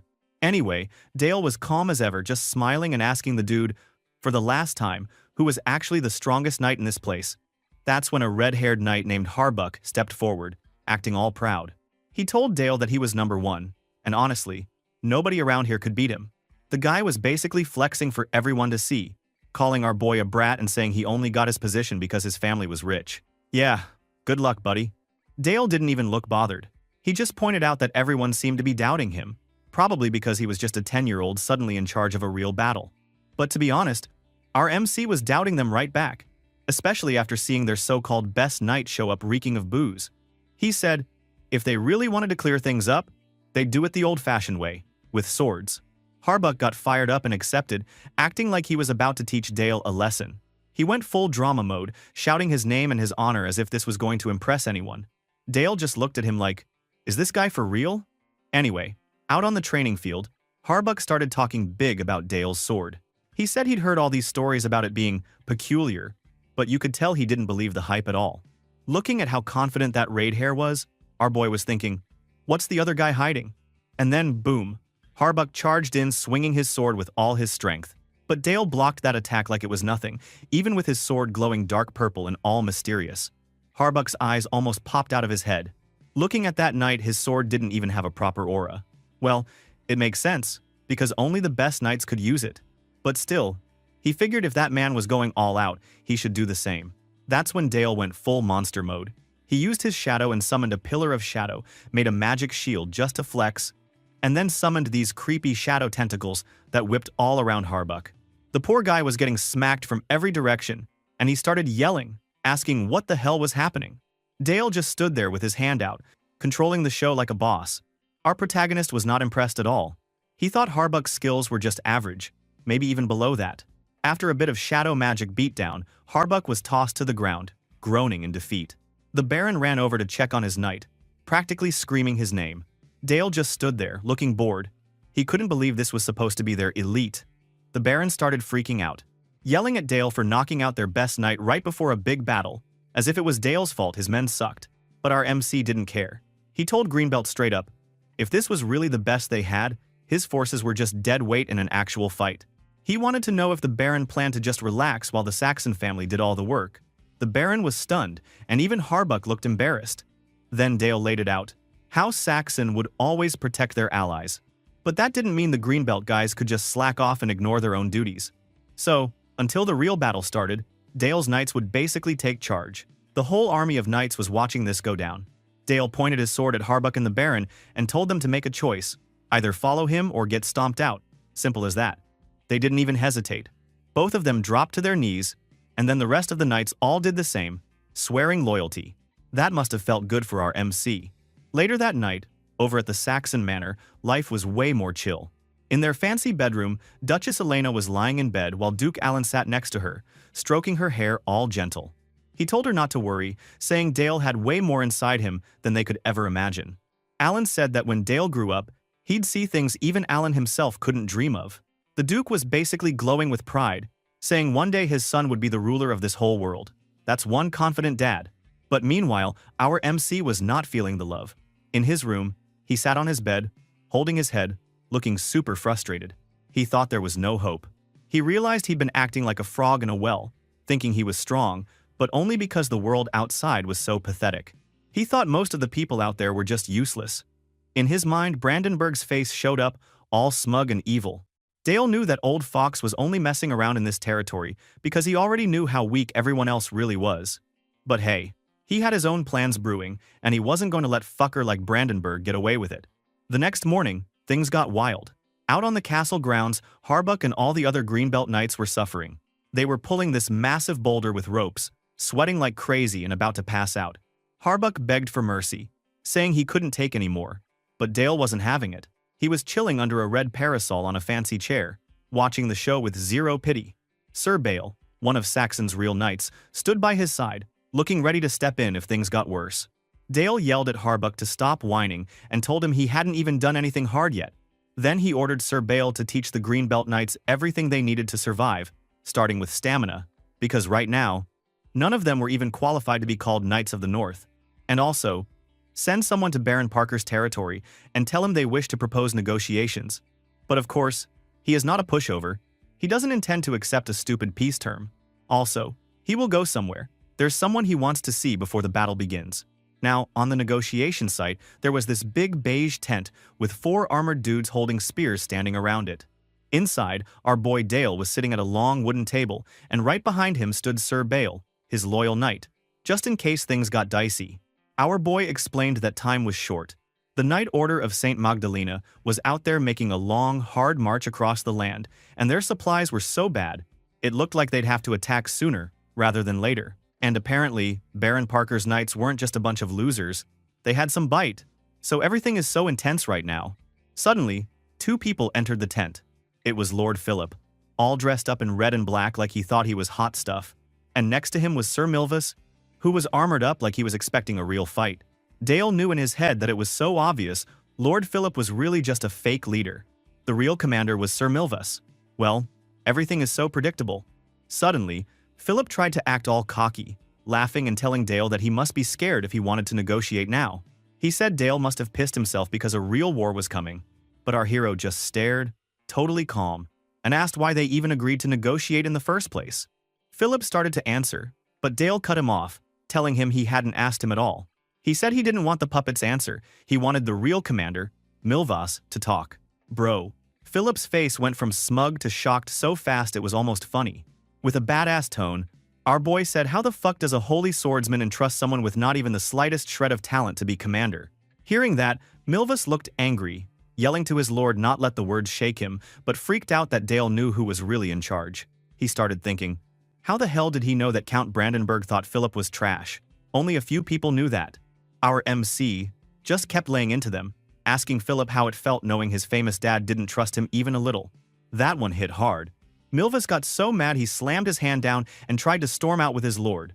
But Dale wasn't done messing with them. He teased Philip again, saying he looked like a slave bowing down to someone beneath him, and said it was like a dog putting a leash on its master. You could see the rage building in that brat's face. Veins popping, eyes wide, the whole deal. Milvus tried to keep control, not letting his lord get provoked, but Philip snapped and shouted at him to shut up.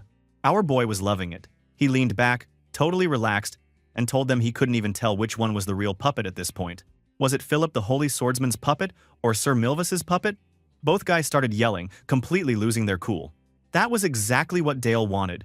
He thought to himself, this whole thing was just to mess up their command. He never planned to actually negotiate anyway. Classic MC move. Then, he told Sir Bale to step outside for a sec, and Bale left like a pro. Now it was just Dale and the 2 angry guys. He suggested they should talk, commander to commander, since they were the real bosses here. Philip was so done he just gave up and agreed, even though Milvus looked at him like he'd lost his mind. But Philip ordered him out, yelling at him to leave. Milvus hesitated, thinking this was a disaster. But in the end, he walked out and left Philip alone with our hero. After all was gone, Dale thanked Philip, totally polite, and said he really did call this meeting to negotiate. Philip squinted, not buying it, and asked if Dale really had something to offer. Our boy told him straight up, if the Knight Order of St. Magdalena went home right now, House Saxon would give them all the supplies they needed for the trip back. Philip completely lost it when he heard that. He said that wasn't a negotiation at all, but Dale just kept his cool. He even apologized if his words were rude, but he warned him to take the deal, or else his army would get destroyed and all his knights would end up prisoners.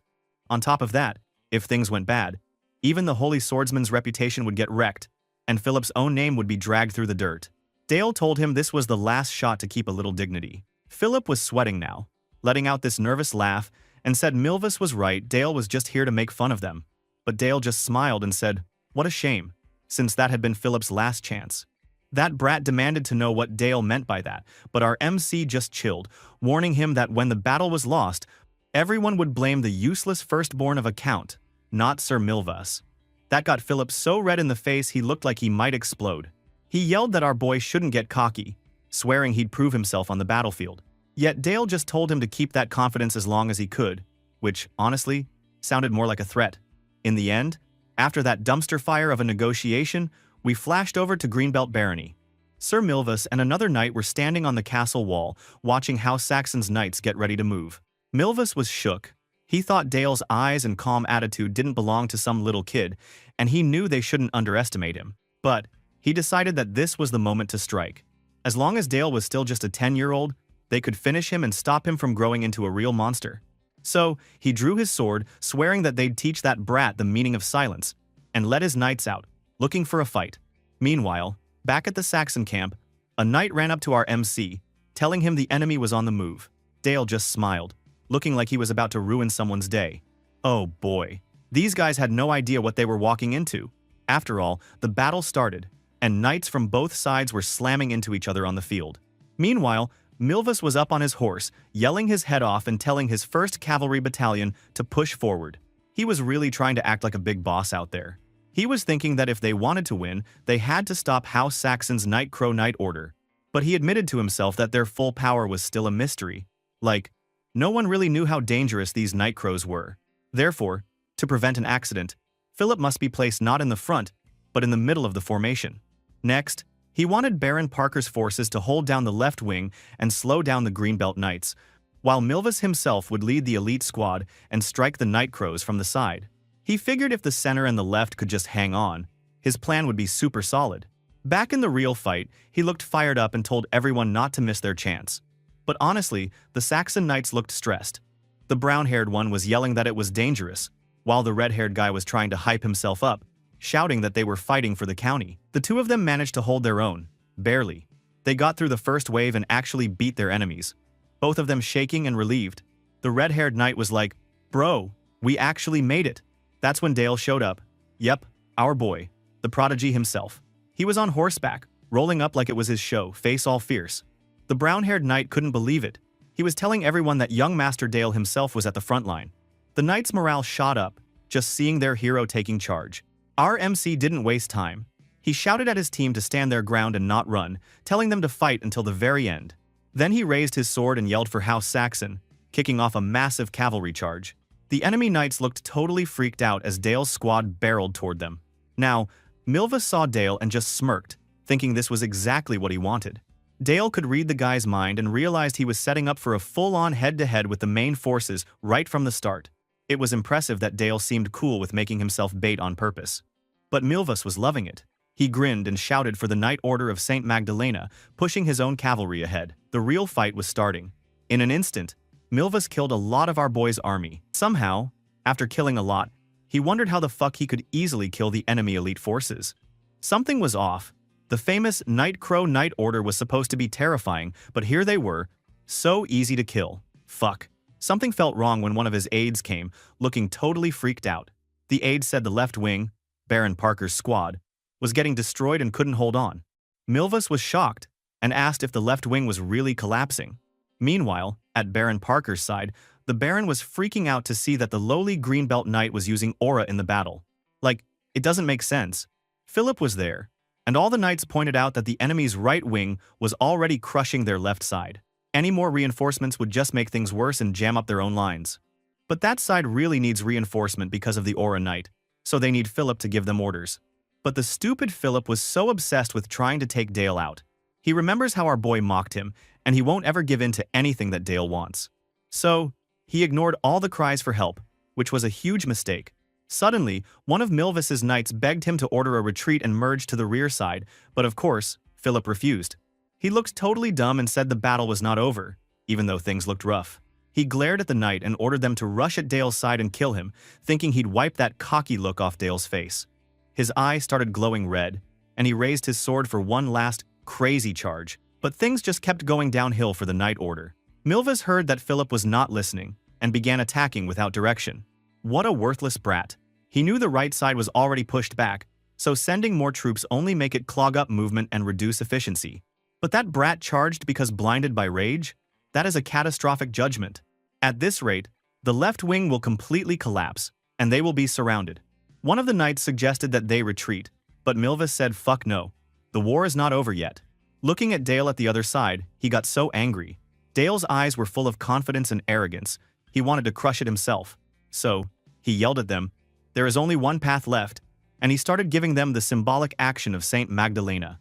He said, "May the protection of Goddess Sistina be upon them, and may God grant them grace and mercy." Then, he yelled for everyone to charge and aim at the enemy commander's neck. That's when everyone charged. Really planned to kill Dale this time. Bro, in your dream. Right across the field, our boy Dale was just chilling on his own horse, watching them come, and bro, he even had a little smirk on his face. Like, he was almost bored.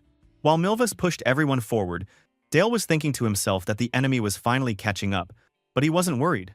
He knew that when you're leading on the front lines, your vision always gets super narrow, and you start missing things.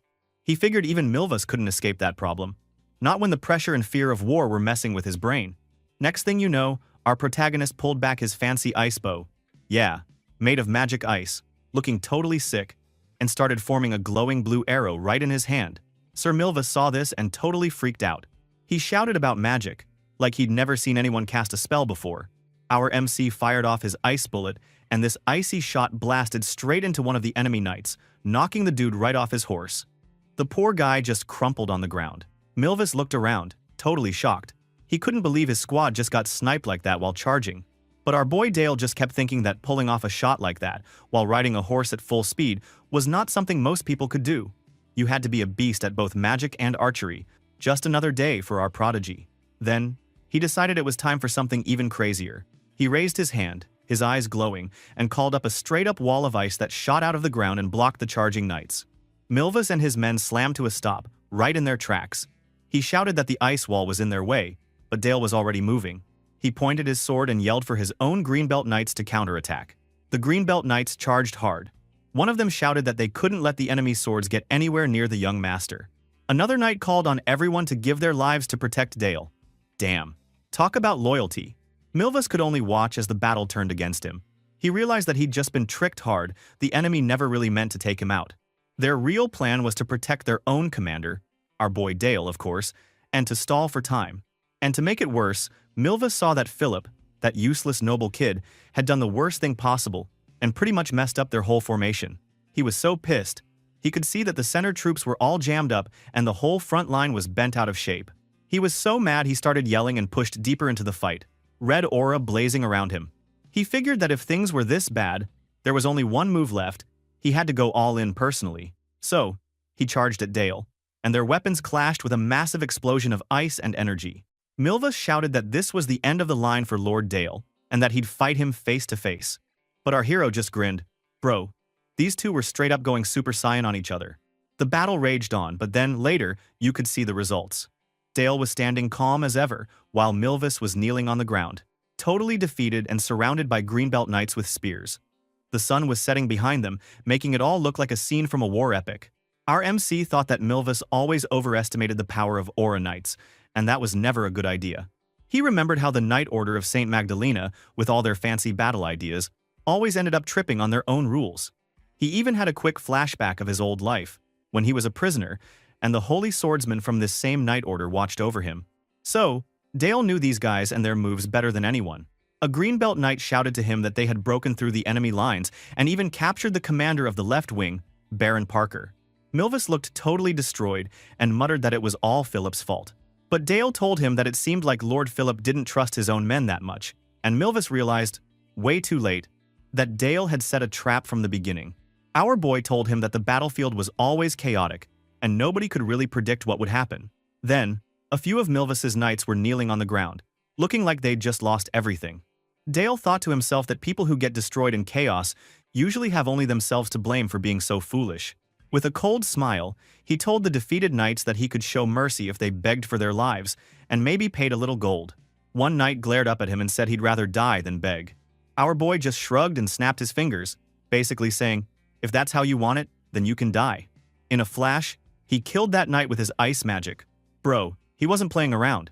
He looked down at Milvis and asked what he wanted to do next. Milvis didn't answer at first, but then he shouted inside his head that he wasn't afraid to die. But in the end, he needed to pass on a warning to his fellow knights that Dale was seriously dangerous. He could really kill them, no joke. So, he dropped to his knees in front of Dale and told everyone else to kneel too. Milvis, still kneeling, declared that, by imperial tradition, they would surrender and ask to be treated as prisoners of war. But Dale just looked at him, cold and calm, and said that if they were going to beg for their lives, then nothing else mattered.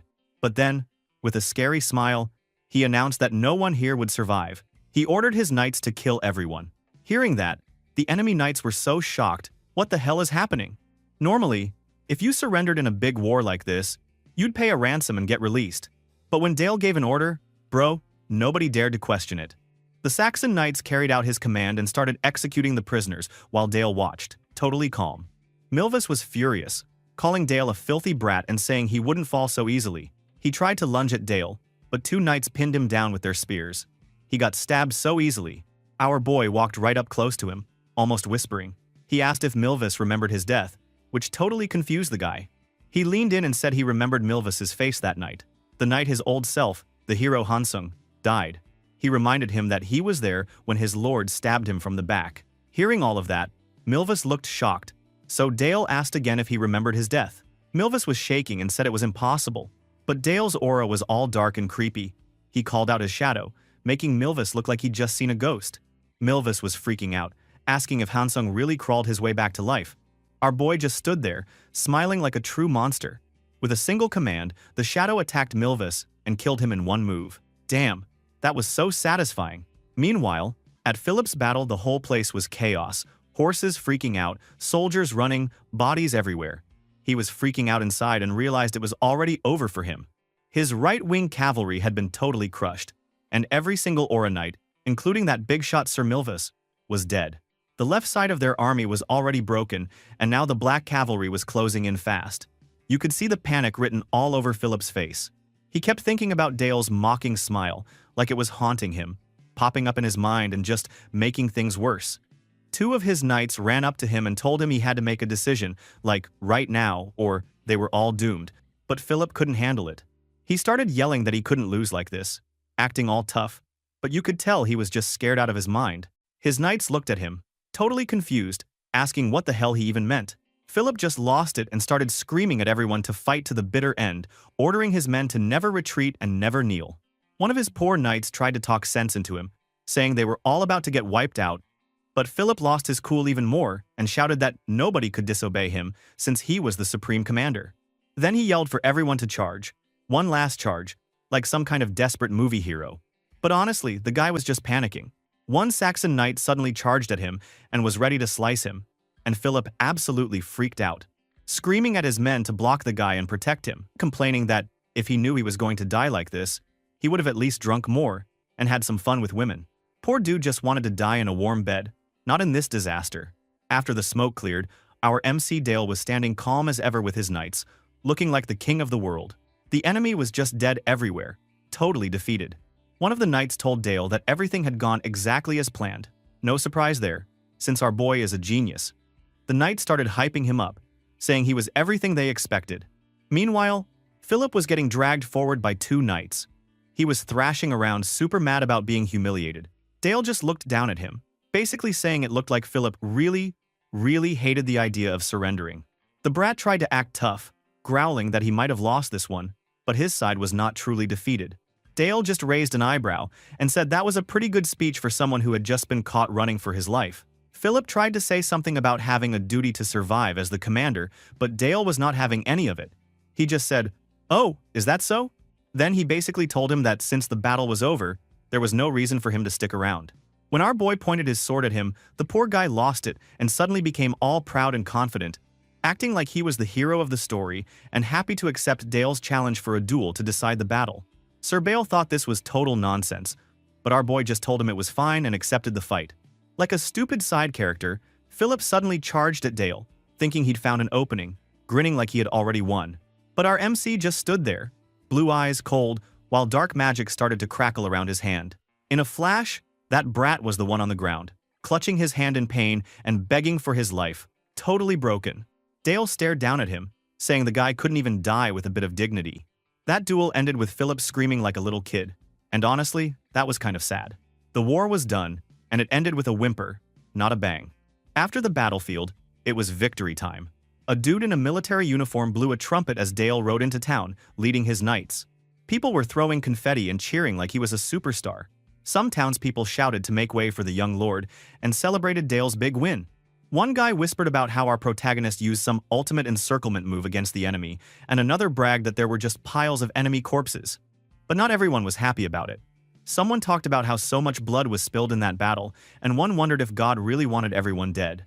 Old Cardinal Nikolai, looking wise and kind, said that for now, Dale was fighting the enemy. But one day, he wouldn't even hesitate to turn his sword on his own allies. Where the fuck does this bitch come from? Annoying as fuck. Back at Saxon Castle, Dale walked in with Sir Helmet. As soon as he got inside, his little sister Lise ran up, grinning and hugging him, asking if he missed her. Bro, the sister is already this big somehow. She was so cute. Anyway, Dale smiled, patting her on the head. Sir Helmet congratulated him on his victory, and Dale thanked him, acting all cool. Sophia and Charlotte were waiting further down the hall, watching him come in. Dale then went to see his parents. The Duchess told him to go get some rest, and Dale thanked her politely. He was looking at his family, thinking to himself that it had been a long time since this place started to feel like a real home. Meanwhile, over at Brandenburg Castle, things were ugly. Two injured knights came limping in, one with a sling and the other on crutches. They were shaking with fear. One of them said that Sir Milvus and all the Aura Knights had been killed, and that Philip and a few knights were captured by House Saxon for ransom. Count Brandenburg listened with a nasty look on his face. When the knights finished their story, he exploded, saying they were cowards for running away and asking if they were ready for the punishment for fleeing. The poor knights begged for mercy, but this piece of shit told his guards to drag them to the basement and make them wish for death instead. Yeah, that guy is pure evil. From that day on, people started calling that battle the Battle of Black and White, and the stories just kept getting crazier. Dale got a new nickname, Black Young Lord, the guy who never showed any mercy, even when his enemies begged for their lives. Time jump. Now, Dale turned 11. His dad, Duke Allen, called him into his office, looking serious. The Duke said he had a gift for Dale's birthday. He would make him a Viscount at the upcoming ceremony. Dale was shocked, because that was a big deal. A Viscount could act as the Duke's official substitute. That meant his father was finally treating him like an equal head and keeping his promise. So, he bowed and thanked his father. Then, with a determined look, he said that since he was going to be the Duke's proxy, there was something he wanted to do. The Duke looked at him, curious, and asked what it was. Our boy instantly explained that people called him cruel to not allow a single prisoner to live. So, many holy knights started to look at him like a troublemaker. He knew the church would not be pleased with that. So, he said he wanted to go on a pilgrimage to the papal state of Sistina. And get this, he said he was going to take responsibility for all the nasty rumors and scary stories people were spreading about him. Seriously, only our protagonist would try to fix his rep by just walking straight into the lion's den. The Duke just stared at him for a good long moment, looking all thoughtful with his hand on his chin. Then he said he didn't get it.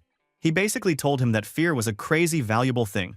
You could make people do whatever you wanted if they were afraid of you. Why would his son want to drop that and go make friends with the church? But our MC smirked and said the church was actually worth putting up with. That got the Duke even more suspicious, so he asked if he had something else cooking in that scary brain of his. Dale just grinned wider and said, "Oh yeah, he totally does." He was going to make them an offer they couldn't refuse. And while he was at it, he planned to snatch up some forbidden grimoires. Bro, this kid was not messing around.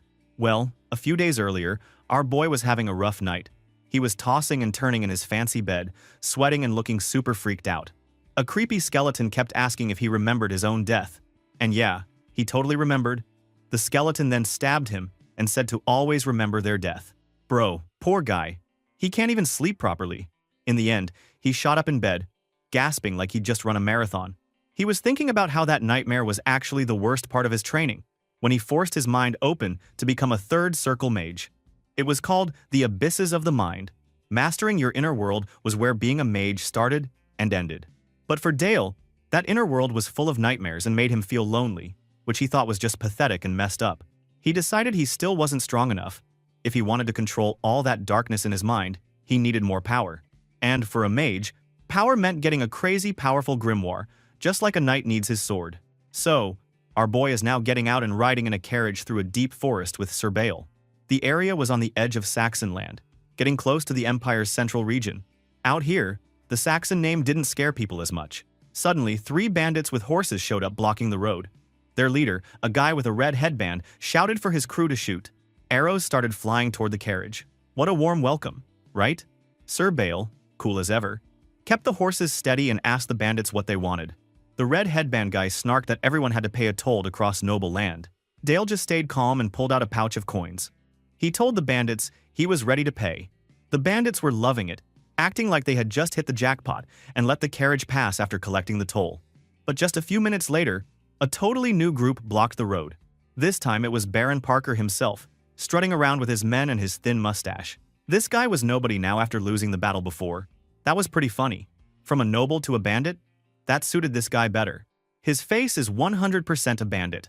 Anyway, he started yelling about how these 2 guys had to pay a toll to cross his land too.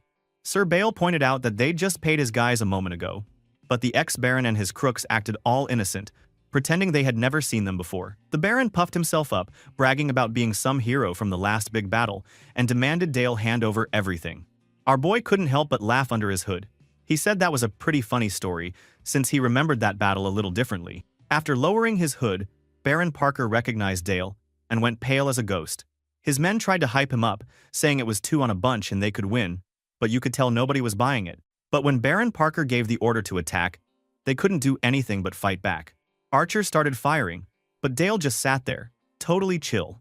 Sir Bale stepped in front of him and sliced down every arrow, his blade crackling with purple energy.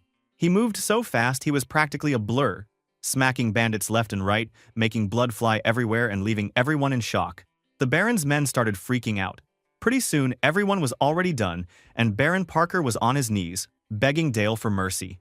He promised a lifetime of loyalty, and even tried to use the name of the sister goddess to get on Dale's good side. But our boy just looked at him with his scary smirk and basically said, "Why would I ever forgive you?" Baron Parker's face was pure terror. Our MC was just too cold.